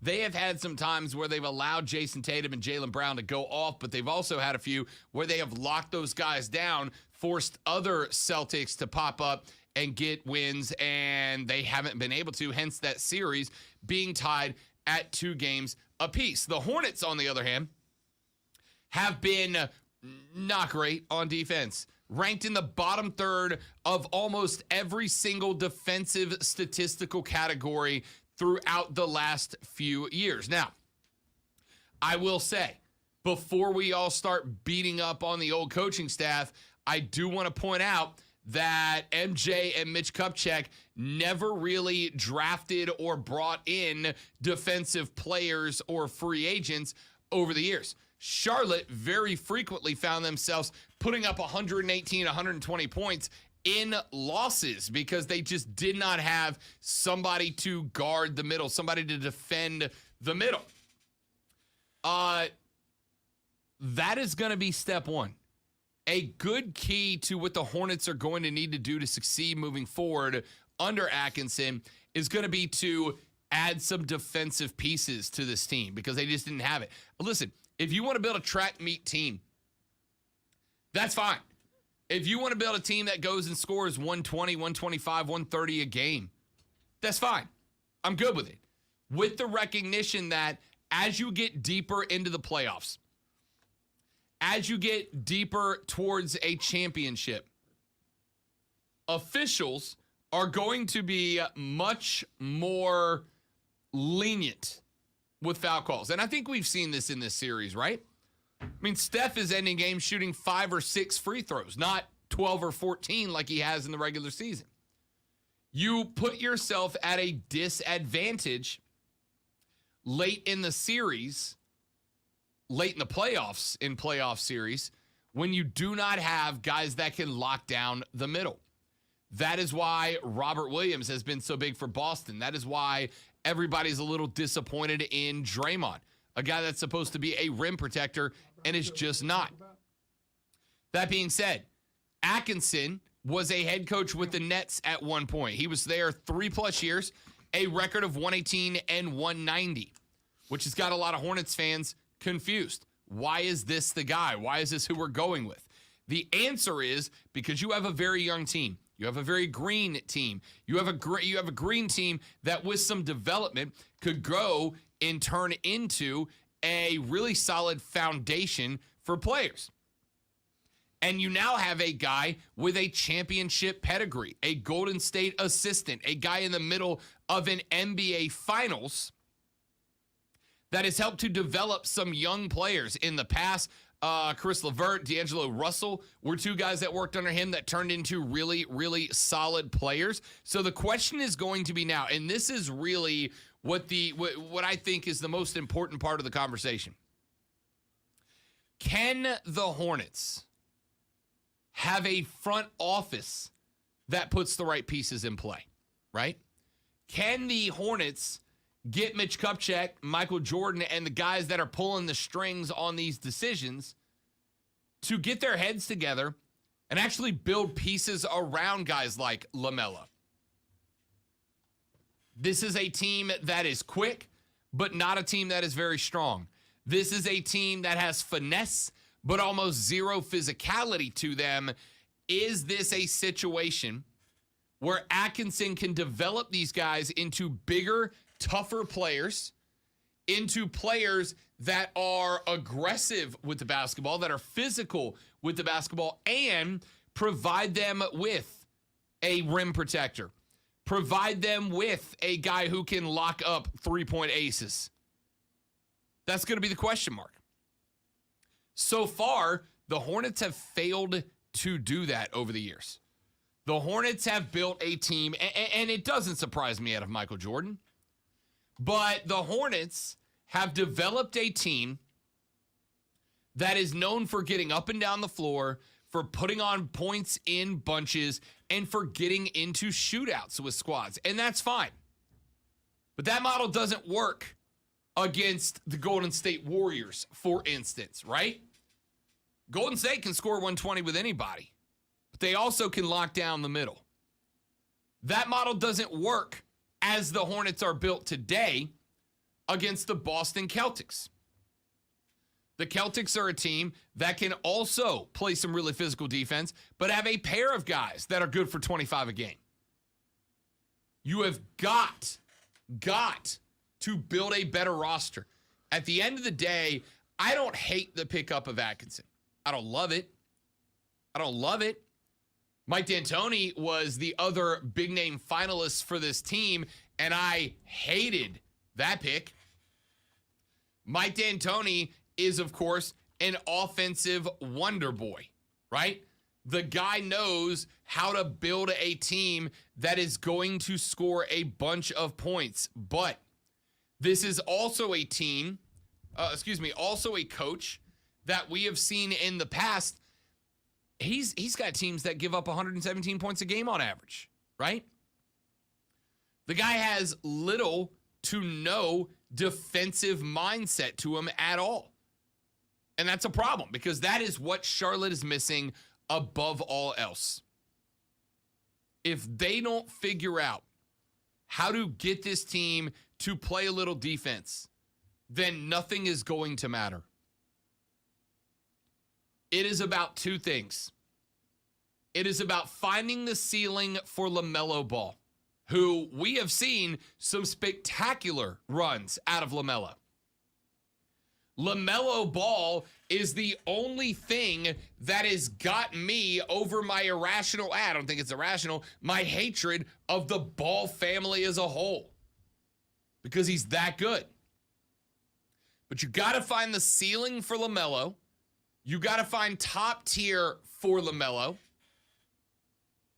And you've got to figure out how to get this Charlotte team to be a better defensive team. If you do, they could very much look like Golden State. You find a three-point ace. You find a rim defender to play the role of bully like Draymond. And this could be a younger version of that team. And because this could be a younger version of this team, to bring in a guy who has watched what Golden State has done from a very close proximity over the years, that's a good hire. It's a good pickup. I don't know that there were a lot of other more successful head coaches that were A, available, and B, would have been willing to come to Charlotte. Just keep in mind that Utah job is open with Snyder stepping down. It's very possible that the Spurs job comes open if Pops decides to step around. These are higher profile jobs with teams that are built already. Charlotte is going to be a building process. But this is a team that for a couple of years has looked like they are very close. This is a team that for a couple of years has looked like they're knocking on the door, and they just have not been able to develop that killer edge, that physicality, that beast mode that they need. Atkinson has watched the Warriors do it up close. He knows how to do it, or at least he's got the principle behind it. The question's going to be, will he have a GM and an owner that are going to go, tell us what you need, and then make those moves? And we'll find out. Let me get Kevin in here before we run to a break. Kevin, thanks for calling, buddy. Welcome to the show. What's happening, man? Good Going ham already this morning. You know it, man. Going ham at 9 a.m. You have put your stamp on the show, my guy. So, let me tell you something. You have just almost wasted 5 or 10 minutes of your life you're never going to get back. Let me tell you why. And I love you to death. But talking about who the Hornets going to get to come there and play basketball, not going to happen. They drafted Alonzo Mourning. They drafted Grandma Mourning. Why I can't say his name right now is beside me. But that's who they drafted. You're not going to get nobody to come to Charlotte and play basketball that's good. LaMelo is getting ready to leave. And now what I see with some of these younger players, they're not going to risk their body, wearing their body out for 5 or 6 years somewhere, and then get traded and you're really no good no more once you're 30, almost 30 years old. So now they're trying to get out of there early and go somewhere and play. LaMelo has got to go, but nobody is coming to Charlotte to get them a championship. They may get a couple playoff runs, first round, and get beat. They might upset somebody one day and get to the second round. But that's all you're going to get out of the Hornets. That's all I see anyway. I don't see them going nowhere. Even when they had Alonzo and them boys, they still never got nowhere. You're right. Of course, she ran into Mike and them every year first round. But at the same time, in the East and the NBA, it don't really take much. You get a good shot blocker and somebody consistently scoring, you might can get to the Eastern Conference Finals. But not the Charlotte Hornets. It's just not going to happen for them. So I thought for a while, Kevin, in fact, I was having this thought while I was listening to you there, and I thought, wouldn't you think that some young players would want to come to Charlotte, A, to kind of build a reputation in a place that nobody's been able to turn the corner, and B, to play for Michael Jordan? But then I thought back to the Last Dance during the COVID year a couple of years ago, and all the stories that have come out about Mike, and thought, Mike is not necessarily a guy that's known for being super comfy, being buddy-buddy with other players, especially young players in the league. So I almost kind of don't wonder if it's not a bit of a hindrance. If Mike was a guy that said, come to Charlotte and I will teach you how to play Michael Jordan basketball, I mean, that's a huge selling point if you're Charlotte, but I have never seen anything to indicate that he is willing to do that, and that might be a hindrance. No, Mike, Mike is like that guy that's done something for 30-something years, right? And you have to go to this new job today and train under him. He can't train you how to do this job because he's been doing it so long and he know it like the back of his hand. So going to play for Mike look at you like, okay, you play basketball, you should know how to do this. I can't teach you how to beat me. You should just beat me or be something like me. He can't teach you how. I just don't. He's not, like you say, he's not a relationship guy like that. But if he was somebody that could just talk to you, come in there, he ain't got the coach. Just come in there, give you this, give you that, and you go back to your own practice time and like, Mike told me this. Man, I'm finna go in here and be in here all night long. 2 o'clock in the morning, I'm in the gym. 5 o'clock, all the time. Every time I think about it, I'm in the gym. If Mike just come to me and make that relationship. Mike has always seemed like a guy that if he's got a LaMelo ball, as he does, right? He's got a LaMelo, guy that has gone on, 3 and 4 and 5 game, 25-point streaks in his career over the last couple of years. you would want Mike to step in and go, all right, LaMelo, like you've got the foundation. Let me teach you the Jordan mentality to get you there. Mike seems more like a guy who's going to roll into the gym and try to play LaMelo one-on-one to prove he's still better, as opposed to making the team better, which is kind of a curious point for me. But that being said, Kenny Atkinson is a guy who, like I said, Kevin, has been around championship teams for a couple of years now. He's been around Steph. He saw how that team was constructed. I don't need Mike to go out there and be the mentor for young guys. I need Mike to listen and go, how are we going to build this roster to emulate what Golden State has done now with a guy who knows how Golden State has done it? I hope so, but like I don't know. I just can't. Like the two guys they got now with Melo and is it Brown, I want to say, but who was their shot blocker? Nobody. They don't have one. Can't find nobody. That's the whole damn problem. They don't have that guy right now. And who gonna come? They gonna have to draft him because nobody with a little bit of talent is going to Charlotte to show out. Like nobody is. I mean, and don't get me wrong. If I'm a competitor like that, I may go there just to see what I got. But Charlotte has put so many teams together, and you're like, okay, when Al Jefferson went there a long time ago, you thought they was going to put something together. You got everybody went to Charlotte, so Charlotte's sort of like Charlotte and Atlanta, man. Atlanta's had some good teams over the last few years, and Charlotte, they get scrappy teams, but that's all you're going to really get out of scrappy for like 2.5, almost 3 quarters, and then you're going to go ahead and blow them out unless they hot. And they have to be hot the whole game for them to get a good win. Like, LaMelo has brought a lot to that team and a lot to the city. But LaMelo is coming home to L.A., and that's why I want him to be. His daddy talked a lot of junk, but his daddy is just about making everybody eat crow right now with him anyway. Appreciate it, Kev. Good to talk to you, my guy. We'll have you back on soon, my man. That's Kevin going ham at 9 a.m. Love to hear it. Let's take a break. Back after this, we got some more of that going on and plenty more. The Rob Brown Show rolls on after this. This is the Fan Upstate.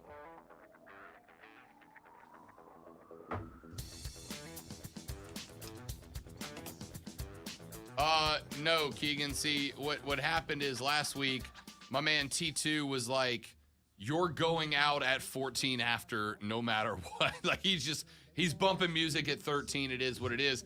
Lonzo, on the other hand, has given up with me, is what it comes down to. That's not it. There's only one hard break. Everything else is a suggestion.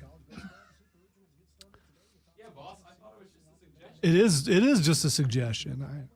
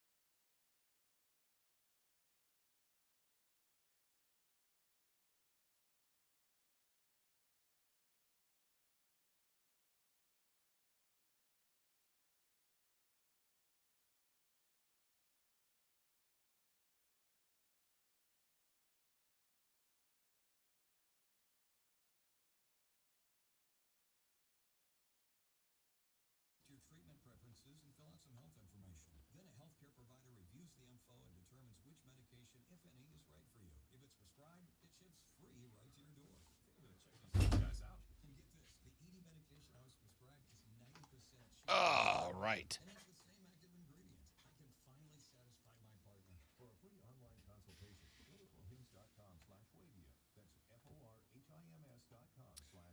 Daniel with the diatribe. I like it. Let's say, young players don't look up to Jordan. They didn't grow up wanting to be Mike. Heck, they probably have only seen highlights of Mike since he retired before they were born. That is true, unfortunately. The only thing that's superstars in Buzztown is a big star going there. Nobody wants to go to Tampa before Tom got there. That's what Charlotte needs. They have to woo an A-list star. Wait. You mean they don't dream they move? They don't dream they groove? Like Mike? I want to be like Mike. No, more than likely those guys grew up watching LeBron.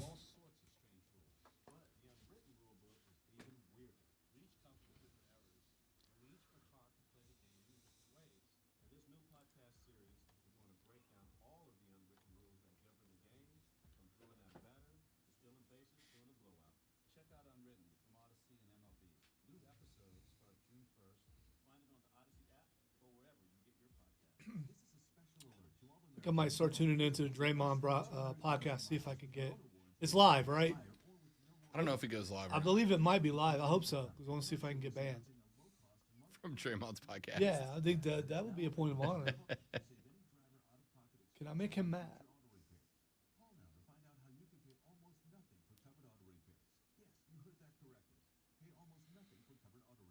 Shefty's got some breaking news when we come back. See where Tim moved it.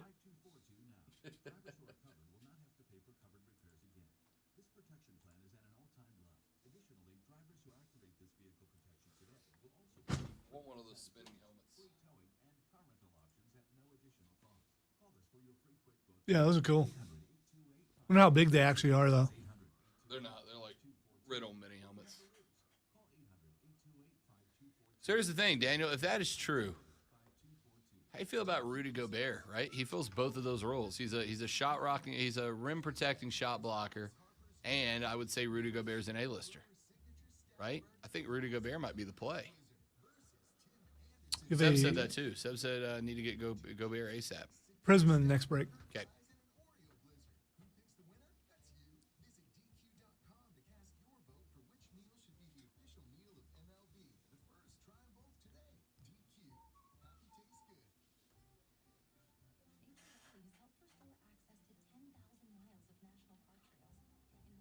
Do you know Chris Evans is the voice of Buzz Lightyear in that new movie? Yeah, I do. I did not know that.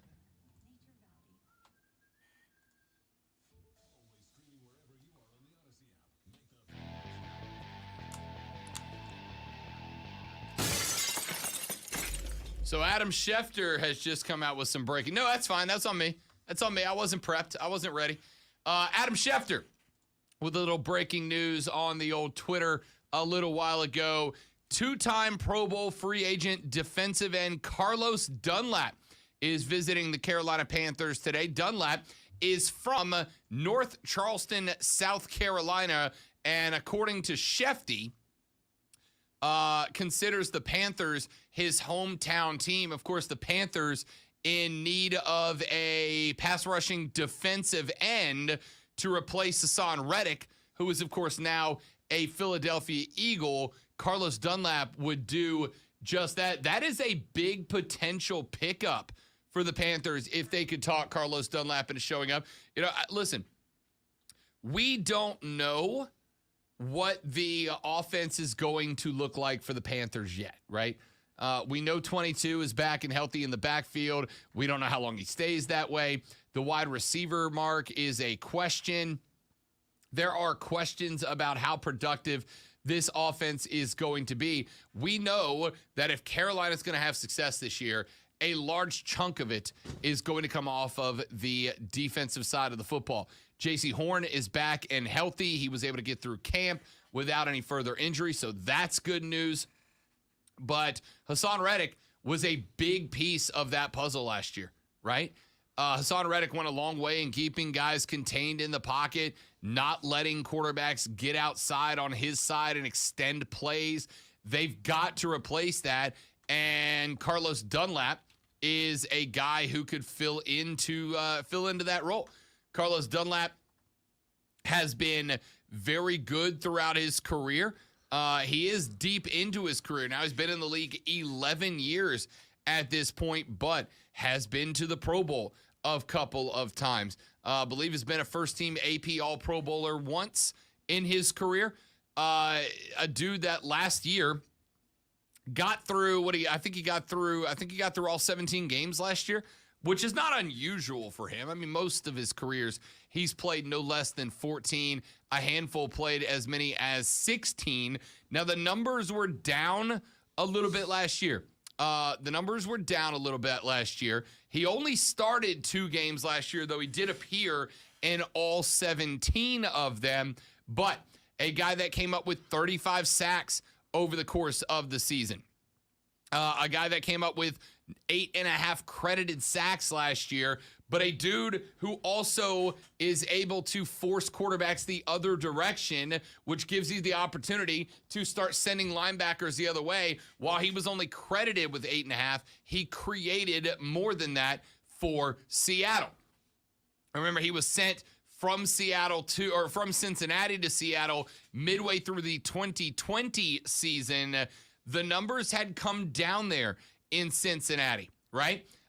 In 2015, posted 13.5 sacks. He averaged around 8 sacks a season. Before that, he had a total of 6 sacks in 2020. But when he got to Seattle, he added a 2.5 more to that tally, and again, was able to really impact the flow of offenses, especially those with mobile quarterbacks.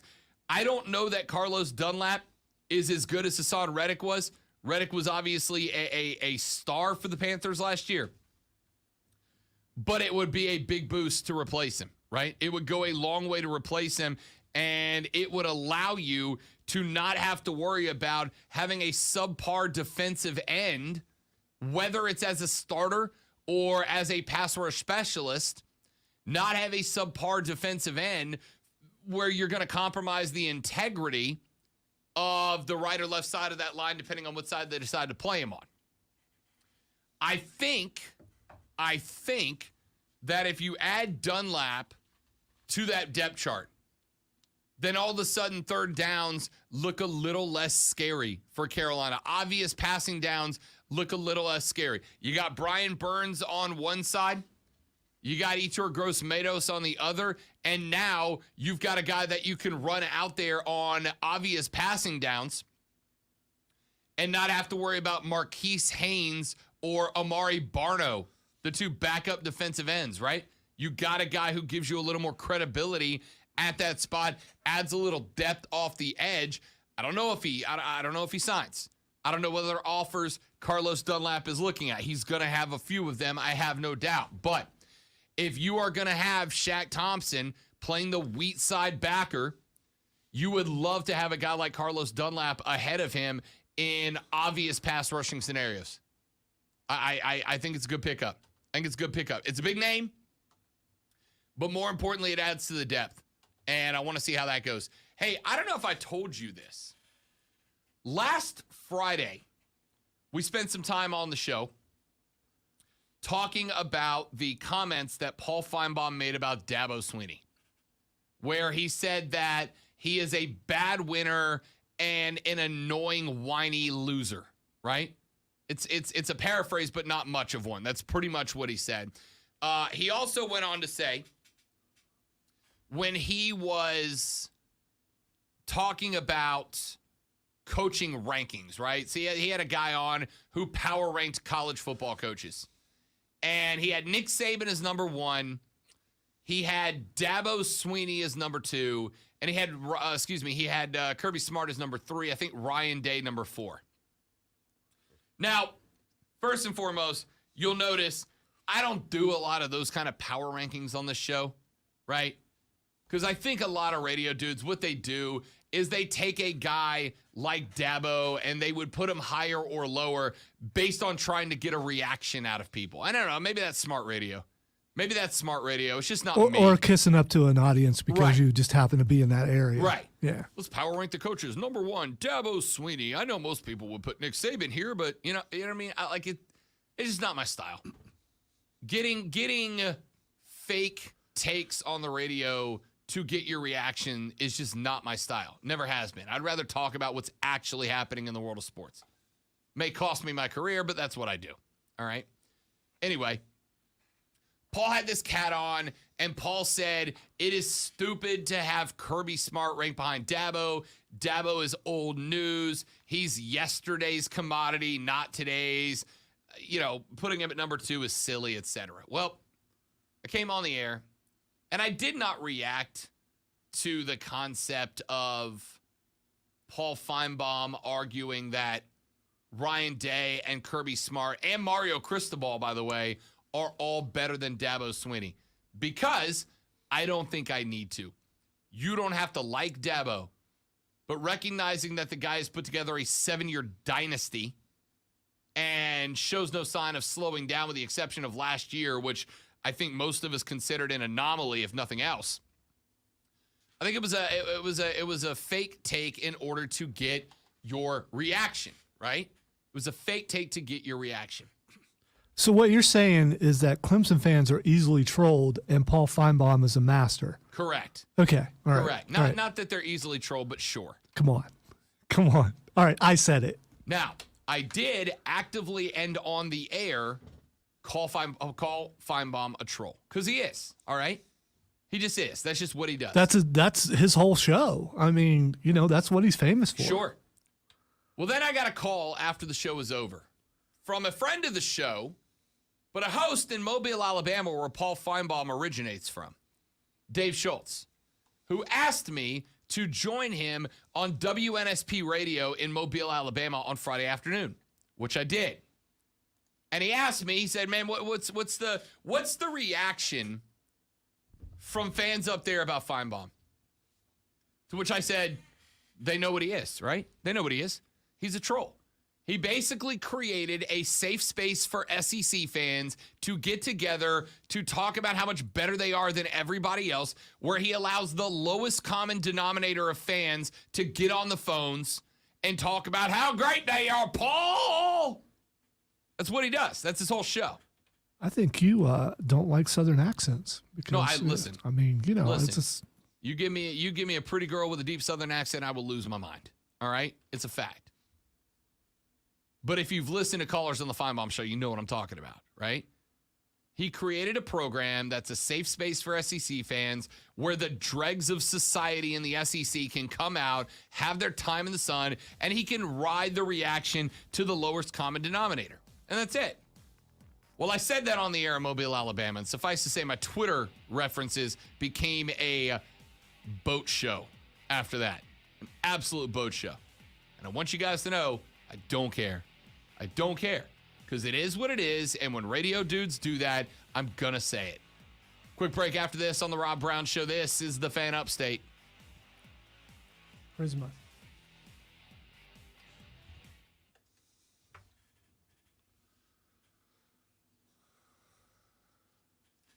Tell you about my friends at Prisma Health right here in the Upstate, ladies and gentlemen, the official healthcare provider of both the Gamecocks and the Tigers, and for a reason. As a matter of fact, I've got my next appointment to get the old physical coming up on Thursday, and it's with Prisma Health. Why?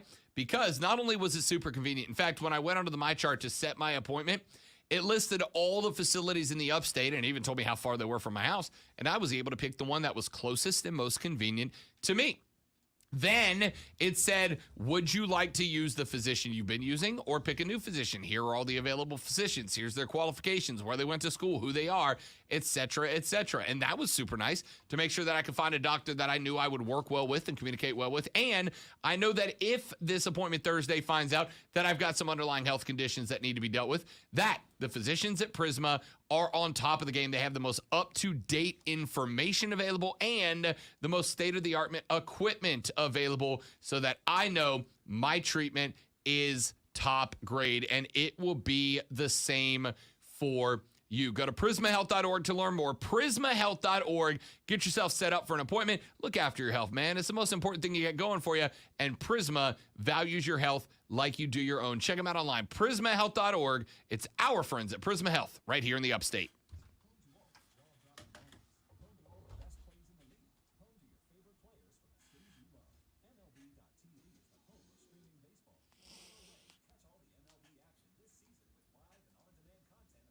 All right, let's see. Would y'all tolerate a guy like Kyrie Irving? I mean, me personally, no. I don't need it. Guy's a great player, but he doesn't help, right? Like you would end up taking away from LaMelo in that case. Unless you know LaMelo's gone, I wouldn't. Dabo's team always look well rested in the college football playoff. Running through the ACC every year doesn't seem to be a cakewalk. I mean, look, at the end of the day, Clemson can't help if the ACC is bad, right? That's not on them. They can't do anything about that. All they can do is go win 11, win 12, win the ACC championship, and get themselves in. They didn't do it last year. He got called to the floor for it. We'll see if they fix it this year. Trey says, I think SmackDown is coming to Greenville this summer. Yes, they are. In August 5th. August 5th. And guess, Lonzo, who's going to be in the Dominican that week?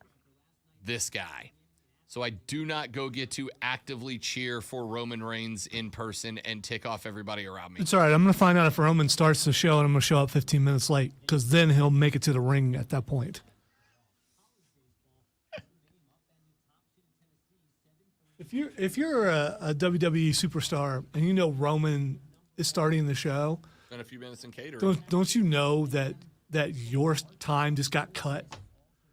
Like 1 to 2 minutes, probably. Roman gets a whole segment of walk-in. Yeah. I went through the Undertaker era, all right? That doesn't hurt me. Oh, this is longer than the Undertaker to me. Absolutely not. Undertaker.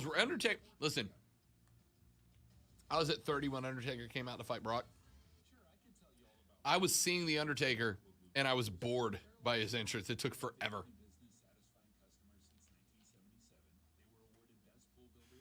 I've seen him a couple times, but his entrance had been shortened by that time. So.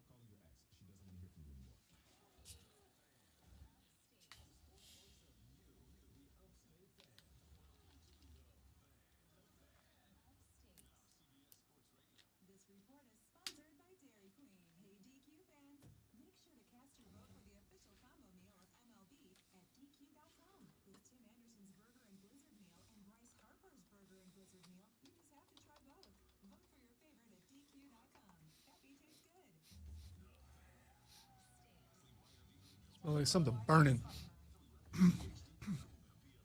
Maybe I'm stroking out. I don't know.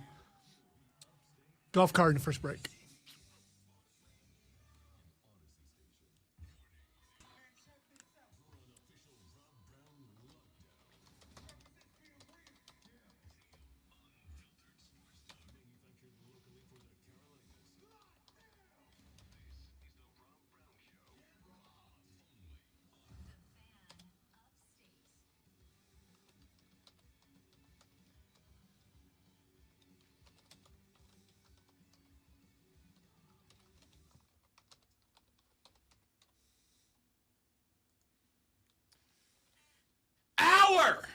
Number 3, the third, the final, the best, the money hour of the Rob Brown Show goes now. Welcome in, ladies and gentlemen.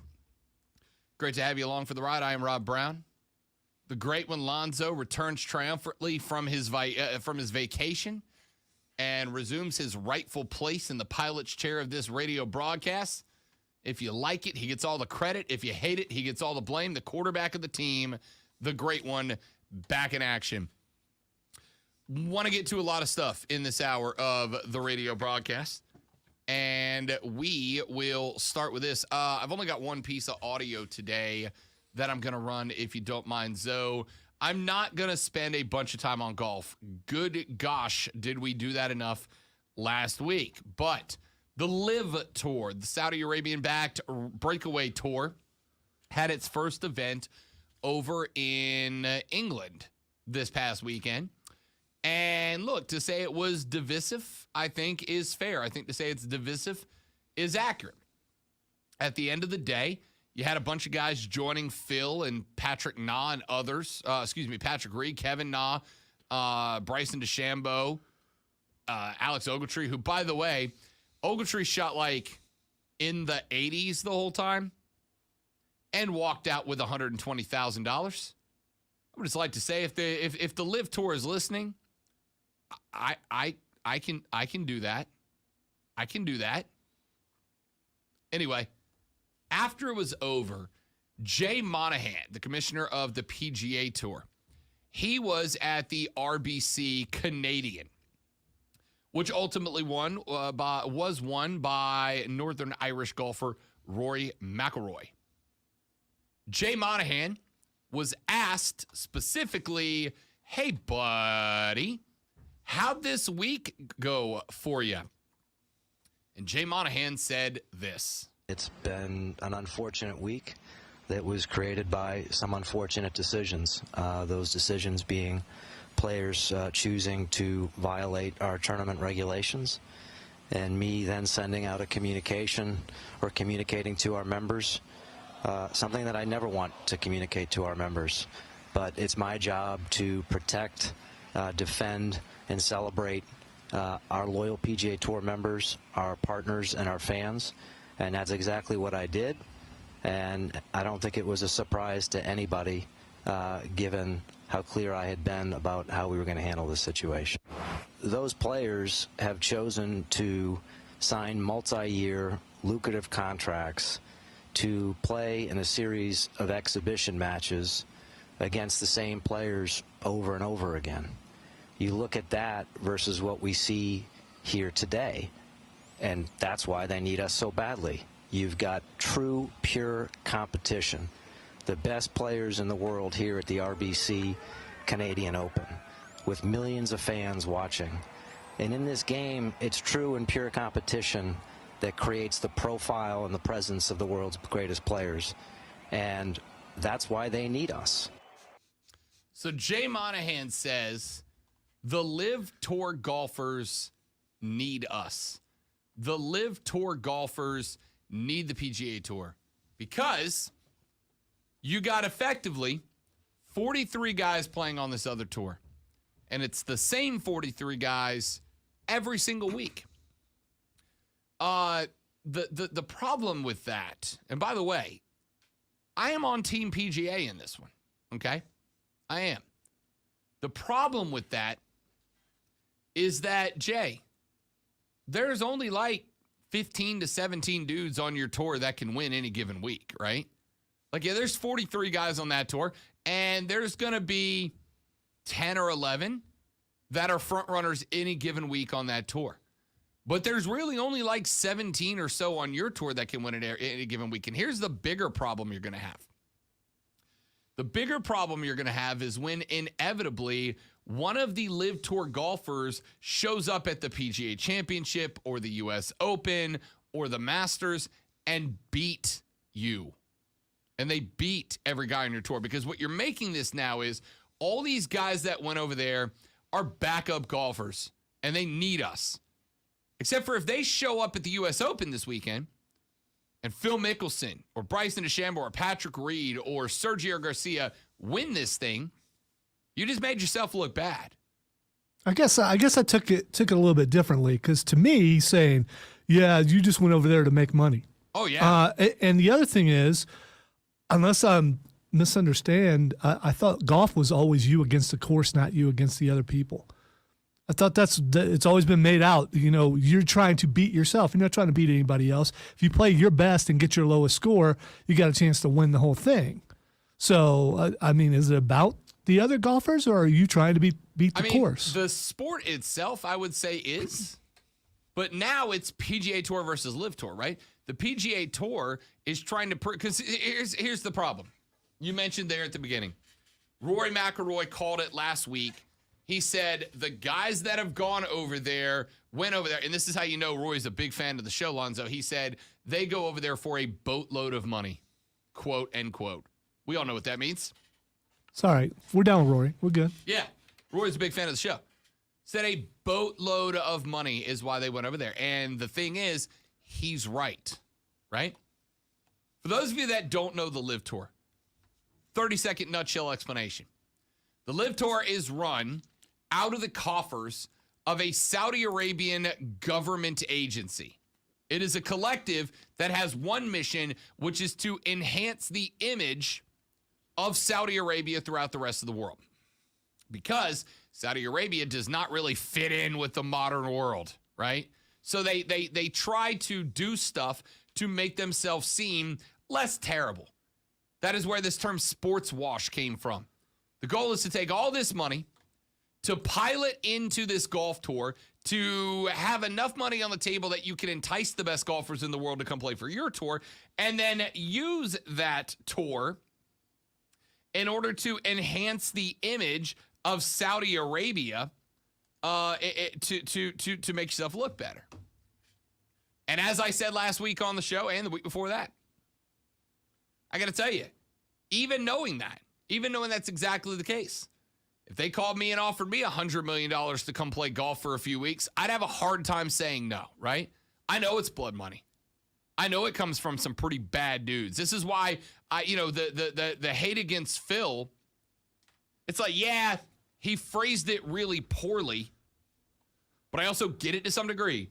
Because even if you have $200 million, $200 million is still a life-changing amount of money. They offered Tiger upper $900 million contract to come play. I was watching a show yesterday, and they were saying that the Live Tour pays for travel. Everything. And pays for all, which the PGA Tour does not. Correct. So you're making more money. Paycheck, yeah, you're not coming out of your pocket for travel and by all the way, that stuff. That $100 million paycheck, which is, I'm guessing, around the rough average for the top name guys, the Sergios and the Bryson DeChambos, et cetera. That doesn't include prize money from the tournaments themselves, right? Charles Schwartzel just won the first Live Tour tournament. He made $4 million this weekend. That is not included in his whatever $100 million contract he got to sign on, right? They pay for your airfare, your reservations, your accommodations, your food, your drink, your equipment, all of it, right? Everything you make from this tour is profit at that point. PGA Tour didn't do that, which is why I've said a number of times, as uncomfortable as it makes me, and the answer is very uncomfortable. I got where Phil was coming from. I didn't like it, felt dirty, but I got his point. I get where the guys that signed have come from. I don't want their blood money, but if they called me today and offered me $100 million, Lonzo, I got to tell you, my mom is never working another day in her life. My brother's lawyer school fees are paid off. My nephew's college fund is officially over. And we're all moving to Jamaica together, right? Because I'm buying half the island. It's a setup, and it's a good one. If the moral holdups don't get you, right? If the moral holdups don't get you. So anyway, Jay says it's a sad day for the PGA Tour because you got all these guys who bailed on the tour and they went over there and they need us. Here's the problem that I have with Jay Monahan. It's not the sentiment, because I understand the sentiment entirely. The problem is not the sentiment. The problem is the fact that, you know what Jay sounds like right now? Like it or not? Jay sounds like that dude whose girlfriend leaves him for the really badass drug dealing biker guy, right? And he just won't let it go, right? You've been dating this girl for years and years and years exclusively. And then one day she comes to you and she's like, I'm going to go start seeing Beef over there. You know, the guy that drives the motorcycle and sells dope in the neighborhood. Beef. It's Beef. So she starts going on dates with Beef. And instead of letting it go and just being like, all right, that sucks. That's too bad. Hurts my feelings a little bit. And obviously, the dude she's with now is a bad dude. But here's the thing. I've been in that situation before. What you don't understand is that she doesn't care that you think Beef is a bad dude. She doesn't care that the money Beef is spending on her is coming from selling drugs. She doesn't care about any of that. All she knows about is she's taken care of. She got an image boost because everybody's like, oh, you're with Beef now. People are talking about her. This dude is spending lots of money on her, and she doesn't care about the feelings of Jay Monahan back in his one-bedroom, one-bathroom apartment with his cat being sad. She doesn't care because she's all set up and taken care of. So Jay is now the dude that goes out to the bar with his guys, and his guys are all standing around the corner, and they're talking about sports and golf and whatever. And Jay steps in, and he's like, I'm still sad because Sarah left me for Beef. Jay, we know, guy. And here's the thing. We all agree that it sucks. We all agree that it was a stupid decision. We all disagree with her decision to go. But do you know what that matters to Sarah and Beef? Not a damn bit. Neither one of them care. You are not impacting either one of them. Like, I get that it hurts, Jay. I get that it sucks to see Sarah riding on Beef's motorcycle through your neighborhood while you're out there watering your grass. I understand that it sucks. But you have to stop talking about it. Because every time you talk about it, it just reminds you and everybody else that Sarah's with Beef, and it makes you sad, and nobody wants to drink with the sad guy in the bar.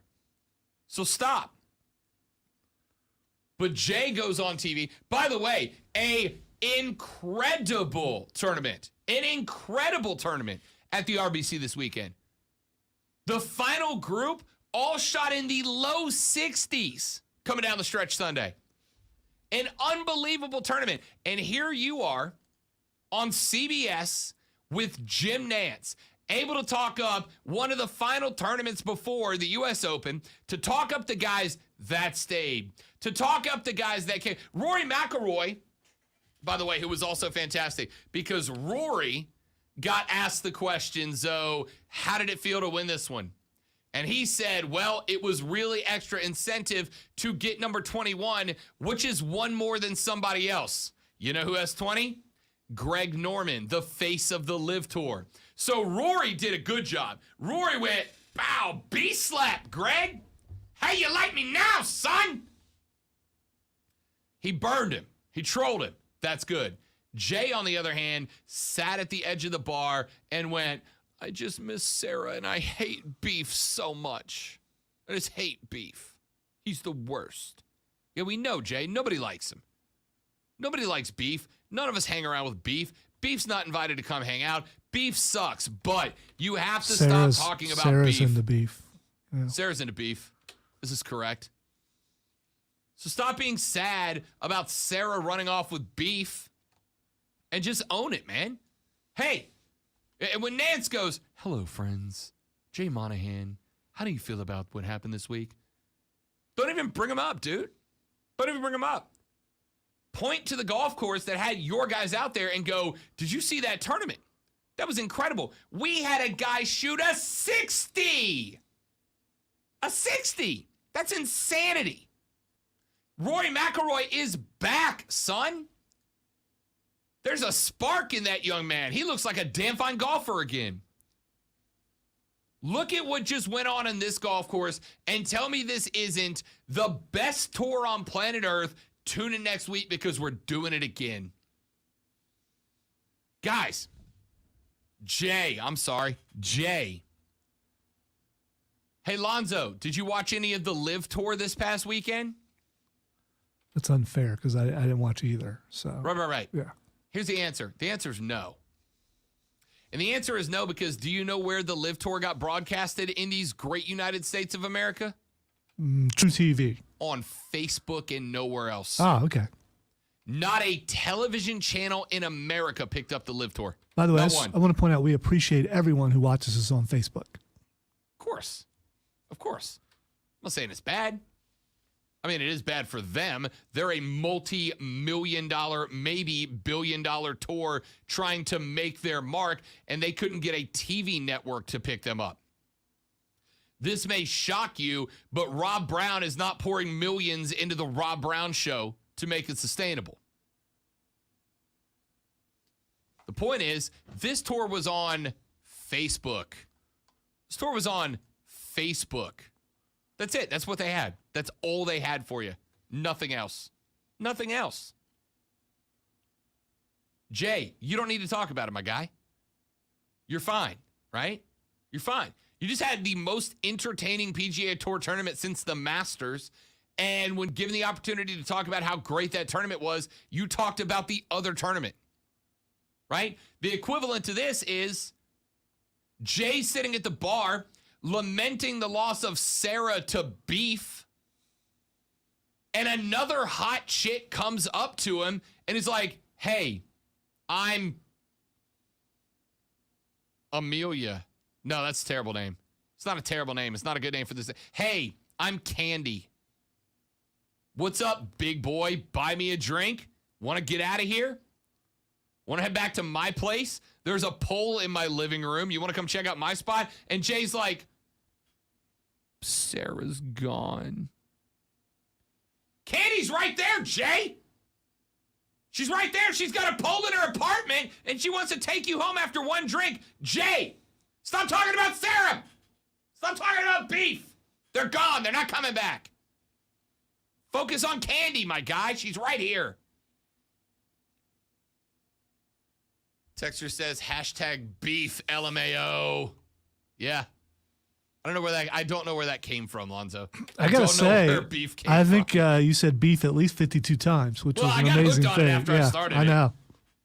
Texter says, okay, Rob, who was Beef in your life and who was Sarah? Well, I really wanted in on the beef thing, but you're on such a roll. It's like, let me sit back and listen to this. This is amazing. I'll tell you where it came from. Sarah, fake names all around. Sarah was my first girlfriend coming out of high school, going into college, who left me for a terrible dude who went by the name, can't make this up, Cookie. She left me for this is the only fake name in the only not fake name in the story. Sarah left me for a dude who referred to himself and expected others refer to him as Cookie. I don't know if I would have said that on the air because that's, I mean, It is what it is, you man. you got dumped for Cookie. I got dumped for a dude named Cookie by a ballerina named Sarah who left me for a dude named Cookie. So Cookie a burly man or was he? I don't know. I never met the dude. Oh, so all I know is the people who knew him said he sucked as a person, but he had money. Yeah, that was a lot going on there. There's a lot going on there. So Cookie got turned into Beef for the purposes of this story. I don't know why. Texas said Candy probably used to date Beef. Texas says she left Jay for Beef. Shouldn't she? Okay, I can't read the rest of that, but I appreciate that texter. Texas says hashtag emotional damage. Now, look, it's one of listen, I'm over the hurt from that. My guy, that was 20 years ago. I'm over it, except for getting dumped for a dude who introduced himself as Cookie. By the way, I think I know where Beef came from. We've been getting a lot of emails about something that's going on in the building, like right now, and that might be why Beef showed up? It's honestly not, but it does make me feel better that we're having a company cookout outside the building after this. Yeah, beef might have been in the back of your mind. Maybe it could've been. was.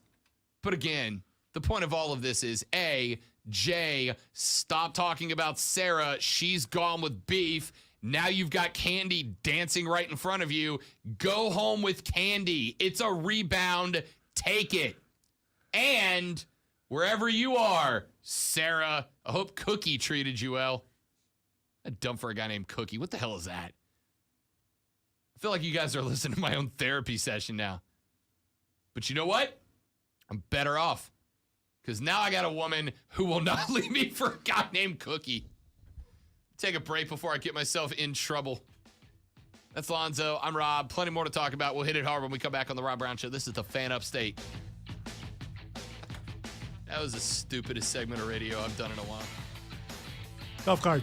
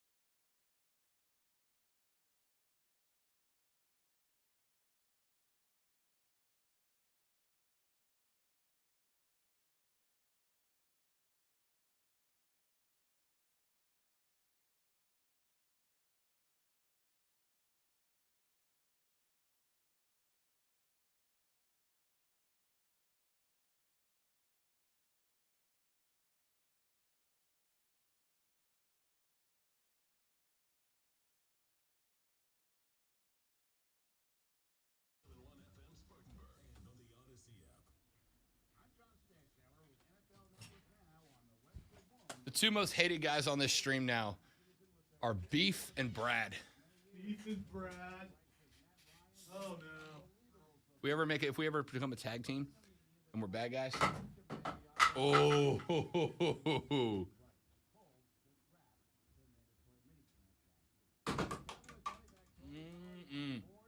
Thought you were gonna get the assist on that one.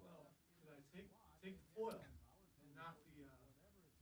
But not and get the foil in. You got to pick. It's more important to just make one or none. Where's he at?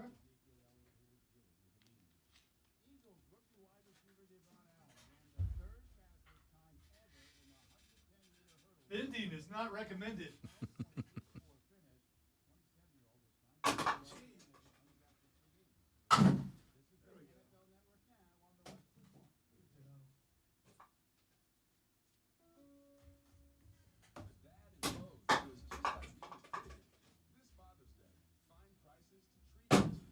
Oh, man.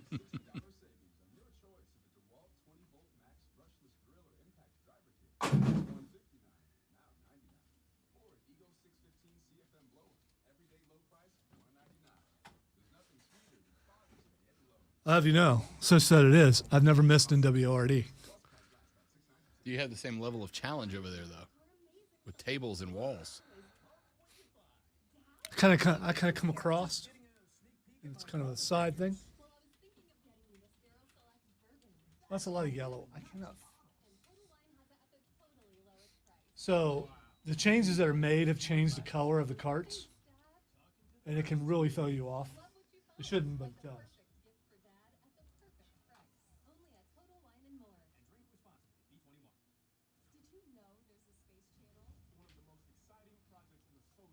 Space Channel?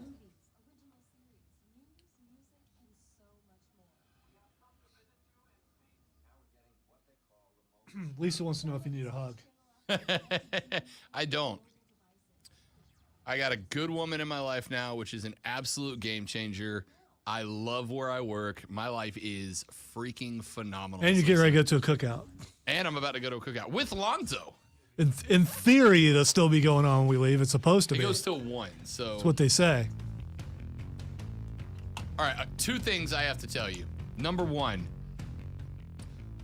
comically enough, an old friend of mine is watching the Facebook stream and has sent me a text that said 2 things. Number 1, Cookie's last name was Cook, and also he was a cook at a restaurant at the time, which is, I guess, where that nickname came from. Which, like, I guess if you're at work and you're a cook, then Cookie works, right? So now I'm picturing Cookie as like an old guy with long hair and no teeth. No, he's a young cat. Hey, boys, you want some beans? What was that movie with Cuba Gooding Jr.? He was a Navy diver, but he was also, they called him Cookie because he was like a cook first. Yeah. 1, welcome back, Lonzo. Good to have you, pal. I know what you're talking about. I never saw it, but I did see the trailer. This is a great movie. They called him Cookie, and it's like, all right, but you're a certified badass. I get it. Second thing, I have to tell you guys this quick story, all right? I have to tell you guys this quick story. Yesterday, me and the lady friend took her mom and stepdad out to dinner. Lunch, I guess, like a late lunch. We went out to eat, and of course, when we get on the phone with the step-parents, we're like, where y'all want to go? And they said, Lonzo, Texas Roadhouse. Because they watched the show or listened to the show, and you mentioned that like a couple weeks ago. Just because the upstate loves Texas Roadhouse more than any other restaurant, it's impressive. But then we got there, and the single most amazing thing happened.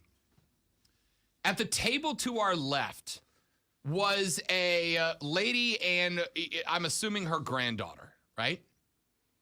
And so they go to order, and the granddaughter orders a hot dog at the Texas Roadhouse.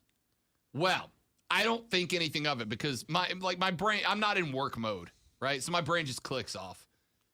Out to the table comes, Lonzo, a hot dog. A dog on a bun. And the young lady that is waiting the table says, can I get you ketchup or mustard or anything? And the granddaughter looks at the table like this hot dog is moving. The grandmother goes, where's the chili? The waitress then says, oh, you wanted a chili dog. I have never felt such a smug satisfaction in my life as I did in that moment. When the waitress looked at the grandmother and said, oh, you wanted a chili dog. I wanted to stand up and give her a standing ovation. Thank you. That makes me want to go to Texas Roadhouse now. Man. I mean, just because they get it. It was hilarious. I'm like elbowing the lady friend under the table. I'm like, Courtney, look. She's like, what? I'm like, they're sending back the hot dog. And she looks and she's like, oh, there's no chili on it. I know. I said, I know. The waitress just said, oh, you wanted a chili dog. And she was like, can you get over it, please? Nope. No, I can't. I mean, that's vindication. It's proof. I can't get over it. I cannot get over it. The waitress and aren't said, you kind of chili dog? Aren't you kind of snooty if you expect something on your hot dog and you expect to get it for free? You're not willing to pay a little bit extra. It's kind of snobbish. Again, if you just believe that a hot dog has chili on it and that's not a chili dog, you don't think that's extra. You think it's baseline. You're wrong. You also have false beliefs and you were raised wrong. But I get it. I'm not gonna go, you were raised wrong. I'm just gonna say, I got news for you. Your parents weren't perfect either. That's a chili dog. And she said, can you just get over it? Nope. Do you know how much victory I felt in that moment? I'm shocked she asked you that question. Yeah. Can you get over it? Oh, you don't know me, do you? Come on, you know no. We've been together almost 2 years and you don't know me. By the way, Brandon said Men of Honor was that movie that you were talking about. That's it. That is it. That's a great movie. If you have not seen Men of Honor with Cuba Gooding Jr., I think, who's it? Is it De Niro that's in that with him? Navy diver! Is Cuba out of jail yet? And Charlize Theron is in that movie. Is Cuba out of jail yet? Not that matters. I have no idea. I have no idea. I didn't know. I mean, honestly, I don't think I think he was in jail. I know he was being tried for something. Let's see. Legal issues. Misdemeanor, forcible touching, and sexual abuse. Oh, man. Why'd you have to get yourself canceled, Cuba? You were supposed to be the good one, Cuba. Dadgummit. That's still a great movie. Apparently, Cuba Gooding Jr. sucks, but still a good movie. Trey said, I'm going to start a franchise called South Carolina Roadhouse, where the hot dogs come with chili, and I'll hire people that look like Patrick Swayze and Sam Elliott. Well, good luck finding someone that looks like Patrick Swayze, but Sam Elliott, a lot of them down in Clinton. Oh, so you wanted a chili dog. Yes! Thank you, anonymous waitress at the Texas Roadhouse, for making my day. Here's my question. Now that we've talked about this on air, Lonzo, is there going to be a downtick of business at the Texas Roadhouse from angry South Carolinians who are mad the hot dogs don't come default as chili dogs? Well, there's also this thing where you go to Texas Roadhouse, a steakhouse, and order a hot dog. I get granddaughter, I get that sort of thing, but yeah, she was young. She was like 7 or 8. Yeah, you know? but I'm just like, no, you're not getting a hot dog. We're at a steakhouse. Eat some steak. Chili dog. Oh, you meant a chili dog. Yep, that's what you meant. I hope she was snooty when she said it. Oh, so good. Oh, you meant the chili dog. Yeah. Yeah, it was just so deadpan too. Oh, you wanted a chili dog. Like, so good. So good. All right. Well, let me get one more in here before we take a break. Because I've already got you on the hook because you love me so much right now. How about Jesus Ferreira for the USMNT? They take on Granada. They win 5-0. And Jesus Ferreira is an absolute monster in that game. The Americans in desperate need of a striker. I'm not saying this is it because, again, it's Granada. Grenada? I'm going to go on Granada. I believe it's Grenada. There you go. I'm wrong again. Shocking.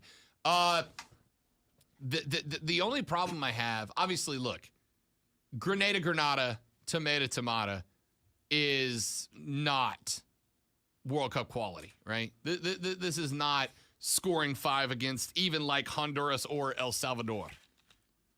This is a tiny country that, I mean, the fact that they were on the pitch is impressive. What is not impressive is that it took the Americans 42 minutes and 9 seconds to find the back of the net for the first time. Now, once it did, the deadlock got broken and the onslaught was on. 3 goals in 13 minutes for Jesus Ferreira.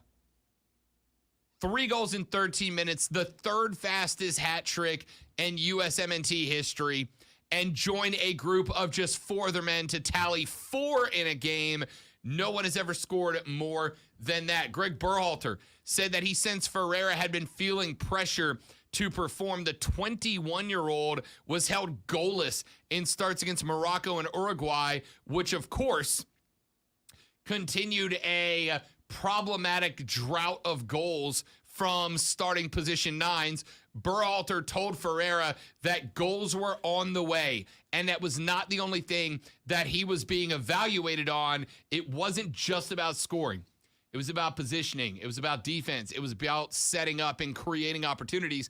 Ferreira did all of that and responded to that drought and responded very well. Now, again, Grenada, tiny Caribbean country. They've got just a touch over 100,000 people in their entire population.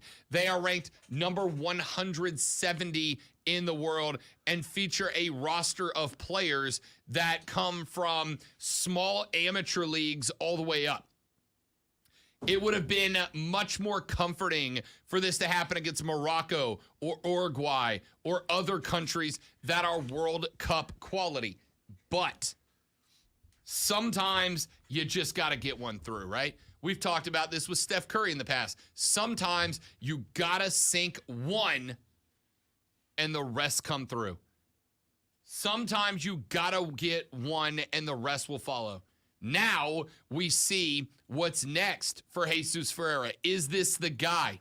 I don't know is the answer. I don't know is the answer. I certainly hope so. But the Americans have very, very few competitions remaining on the schedule. They've got another one tomorrow. Late night matchup, 10 o'clock kick, US v El Salvador. Then it's on to the World Cup, November 21st, when we take on Wales in the opening round. This is it. One more shot. If Ferreira and co. can break through tomorrow against El Salvador, again, this is not France, this is not Spain, this is not Italy, this is not Germany, this is not England who shares our group. This is El Salvador. But El Salvador is a bottom-level World Cup caliber team.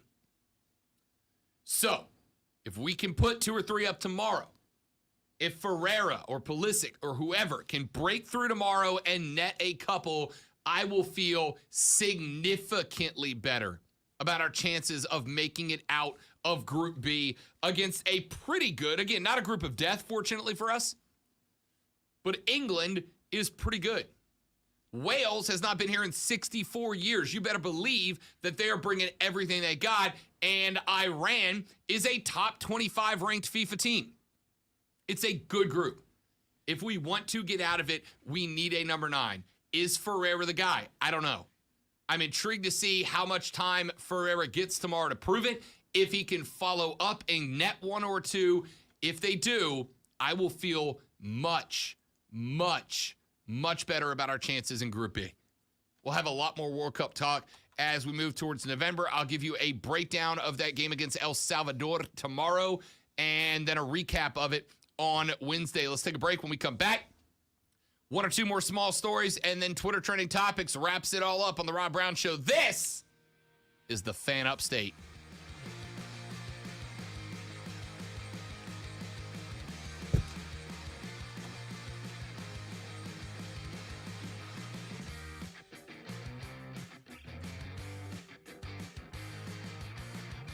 Drop the hockey puck. Oh, there it is. Nope, that's not it. Did it go under your desk? Do you see a hockey puck? Yes, I just hit it with my foot. Okay. I'm now injured and must leave. Hazard pay. I'm not giving it back to That's fair. I wouldn't either. you. You'll have to come and get it yourself. That's very fair.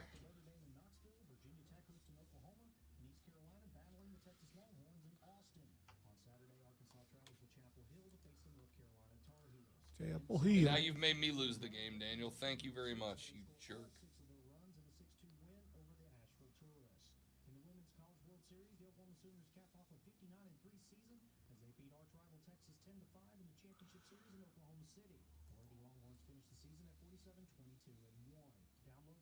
Odyssey app and search for the Fan Upstate. Then listen anywhere on your phone. I'm Jason Marks, and that's your Sports Flash on the Fan Upstate.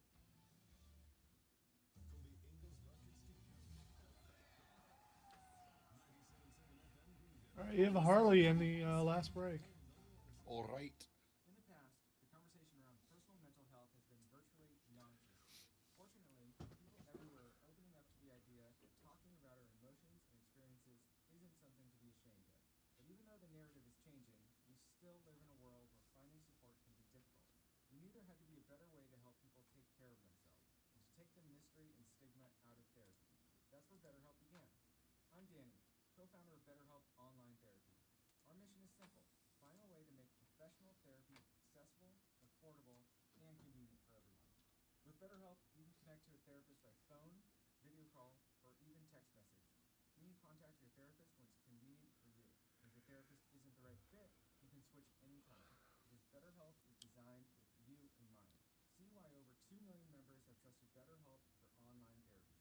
Go to betterhelp.com/youFirst and get 10% off your first month. That's betterhelp.com/youFirst. QC Kinetics patient Robert Patterson, a veteran and business owner, struggled at work and in the gym with chronic agonizing shoulder pain. Those injuries just continue to nag, and if you don't treat them, they just get worse. And I just kind of abused my body for a long time, and it finally had said enough is enough. That's okay, because QC Kinetics tells your pain, hey, enough is enough. Their regenerative treatments bring you relief by helping restore and repair damaged tissue with no drugs, no downtime, and best of all, no surgery. I was able to Started playing Assassin's Creed Origins since it's on Game Pass, Yeah. and it's too easy. absolutely worth its weight in gold. So I can From playing so much Elden Ring, it's like, why is this so easy? Why am I killing everything? Why am I not? I haven't died yet. What is going on? Get you lasting results. I mean, maybe it'll get harder. Consultation. 864-448-3770. I took Elden Ring off the Xbox the other day. I kept it there because I'm like, maybe I'll go back, maybe, and then finally I was like, you know what, I'm not going back. I'm in the process of writing a song about you about that. So Called Rob Gives Up. no, it's called Rage Quit. Yes. I didn't rage quit. I just got over it. It was like a slow burn. Like I kept trying and trying and trying and just. It's going to be a death metal rap. So it's going to be awesome. You and Tony Schiavone, quitters. And no, I haven't beat it yet, but I haven't given up either. I went back to the Hallig tree and started fighting there. There's one boss. I'm like 2 bosses away from beating the game. Yeah. One boss I can't beat because he's too fast. And I'm either just old or my character's just not. I mean, I've gotten close a couple times. Like, you know what? I'm just going to grind and go up a little bit more. Maybe put another 2 inches on my health bar, and then I'm ready to go.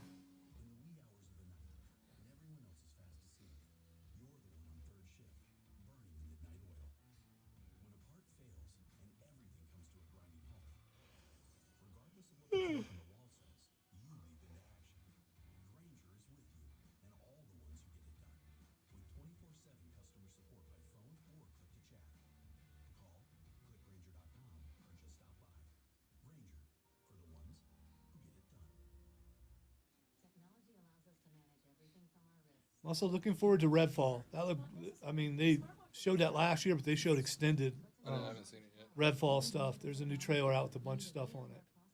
Where you're fighting vampires, so it looks really, really good. To simplify workflows, speed innovation, and secure all your applications across any cloud. Although it looks like one of those games where it'd be more fun to play with, 3 or 4 people. CDW makes it powerful.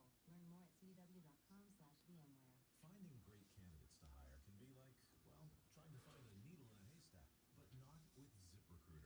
Its powerful technology actively finds and invites qualified candidates to apply to your job. So while other companies might deliver a lot of hay, ZipRecruiter finds you. Sean likes your jersey, by the way. Thanks, man. Sean brought me this jersey. That's my brother. Showing up in the chat.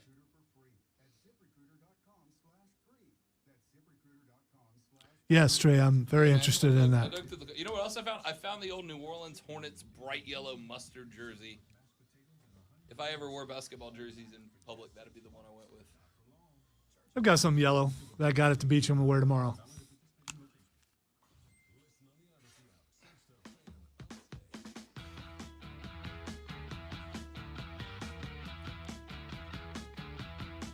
The Rob Brown Show back on your radio.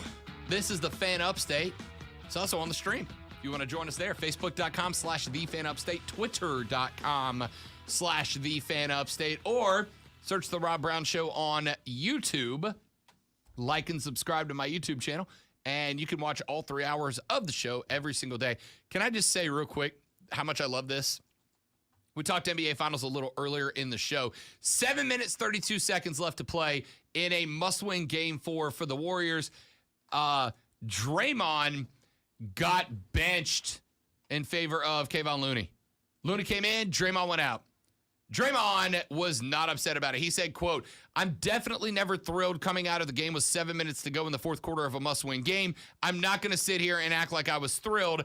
I'm a competitor, but at the end of the day, and that's what coach decides, you roll with it. I've always been on the bandwagon of if you've got something and it's rolling, you stick with it. So it is what it is." Green did get back into the game a few times in the final minutes as part of a couple of offensive defensive switches that Kerr tried to do with Jordan Poole. Green did end up with a couple of key assists and rebounds in that minute, but Draymond got benched with around 7:40 left to play. In previous trips to the finals, that would have been a ridiculous concept, right? The thought of putting Draymond Green on the bench in a clutch period of must-win basketball. Not in this series. My dude was 1 of 7 at that point. He was 1 of 7. That is bad. I know that's pretty deep analysis there out of me, but that's bad.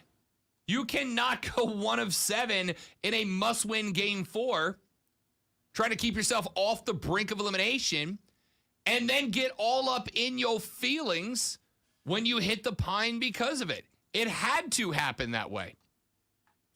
Had to happen that way. By the way, Draymond's mom tweeted. Now you guys know, like, my mom's a part of this show, right? She'll text me. She checks into the stream. I don't mind. I'm a mama's boy. It is what it is. My mom gets on the stream all the time. You know what my mom has never done? She's never tweeted and called me out like Draymond's did. Draymond's mom said on Twitter, "Please, people, stop asking me what's wrong with Dre." All caps, "I don't know. Maybe this is a clone. LMBO. Where is the Draymond that helped us get here? I have never seen this either." End quote. That's his own mother. Draymond, you have trolled so hard that even your mom is coming for you. Even your mom is after you at this point. Stop asking me what's wrong with Dre. I don't know. Maybe this is a clone. LMBO. Where is the Draymond that helped to get us here? I have never seen this either. End quote. Not quite as bad as like MJF's mom, but still pretty bad. I mean, at least we think that that's a character. Draymond's mom went in and started dropping LOLs on her own kid. Just send out a special thank you to my mom for never doing that. I've never struggled, ended a show, been like, that was a bad show, and have my mom drop, "Are you a clone, you loser?" on me. At least not yet. Not yet. Here's a fun stat that you'll get tomorrow. You were 13 seconds early, in fairness. You hesitated. It was a good spot. 13 seconds early. I even waited a second on the hesitation, thinking, okay, this is what I got to do. Warriors are minus 1.3 with Green on the court per 100 possessions, plus 3.4 when he sits. That's bad. All right, time for Twitter trending topics. The first thing that's trending is Matt Damon. Matt Damon, of course, my favorite actor in Team America World Police, which if you've never seen, everybody except Lonzo watch it. It's hilarious. No idea why he's trending, though. He is a cameo for him in Thor and Love and Thunder has come out. All right, so here's why he's trending. Crypto is taking a dive, and everyone's coming at Matt Damon about it. Damn you, Damon! Yeah, crypto took a big dive. If Matt Damon convinces you to buy crypto, I mean, I wasn't really looking at crypto, but now Goodwill Hunting has told me it's the way to go. I'm in. And he was in front of some really good CGI when he did it.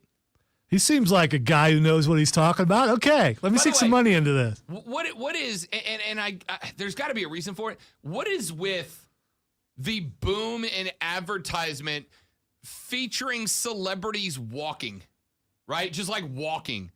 Damon in the crypto commercials, Obi-Wan Kenobi in that whatever commercial it's he's Expedia, doing. I think. Expedia. Yeah. Captain Marvel walking through movie sets to sell you a car. What is the reason for celebrities walking in commercials and that being enough now? Able to show transitions between sets. It's modern technology, I guess. I don't, man. Just every celebrity, look at them. They're walking. Or attention spans have reached a point where they need stimulus every few seconds, or you lose interest in the spot. That Fair might enough. be what it is. Fair enough. That sounded way too We intellectual. overthought that. Intellectual for me. All right, so let's go with this. Jake Paul is trending. Jake Paul is trending because Jake Paul sent out some tweets that were critical of President Joe Biden. And of course, people are jumping in because athletes tweeting about politics always ends great. I know you're just hoping he gets canceled, but it's impossible. He can't be canceled. You do understand I've wanted Jake Paul canceled for years now, right? Like if this is what it takes, super. Oh, he got tweeted. He got canceled because he tweeted about Biden. No. Just cancel him. I don't care what it's for. I don't care what it's for. I don't care. He adopted too many puppies from the puppy shelter. There's no puppies left for anybody else. Cancel Jake Paul. Okay. You got one more? I do. Paige. Leaving WWE.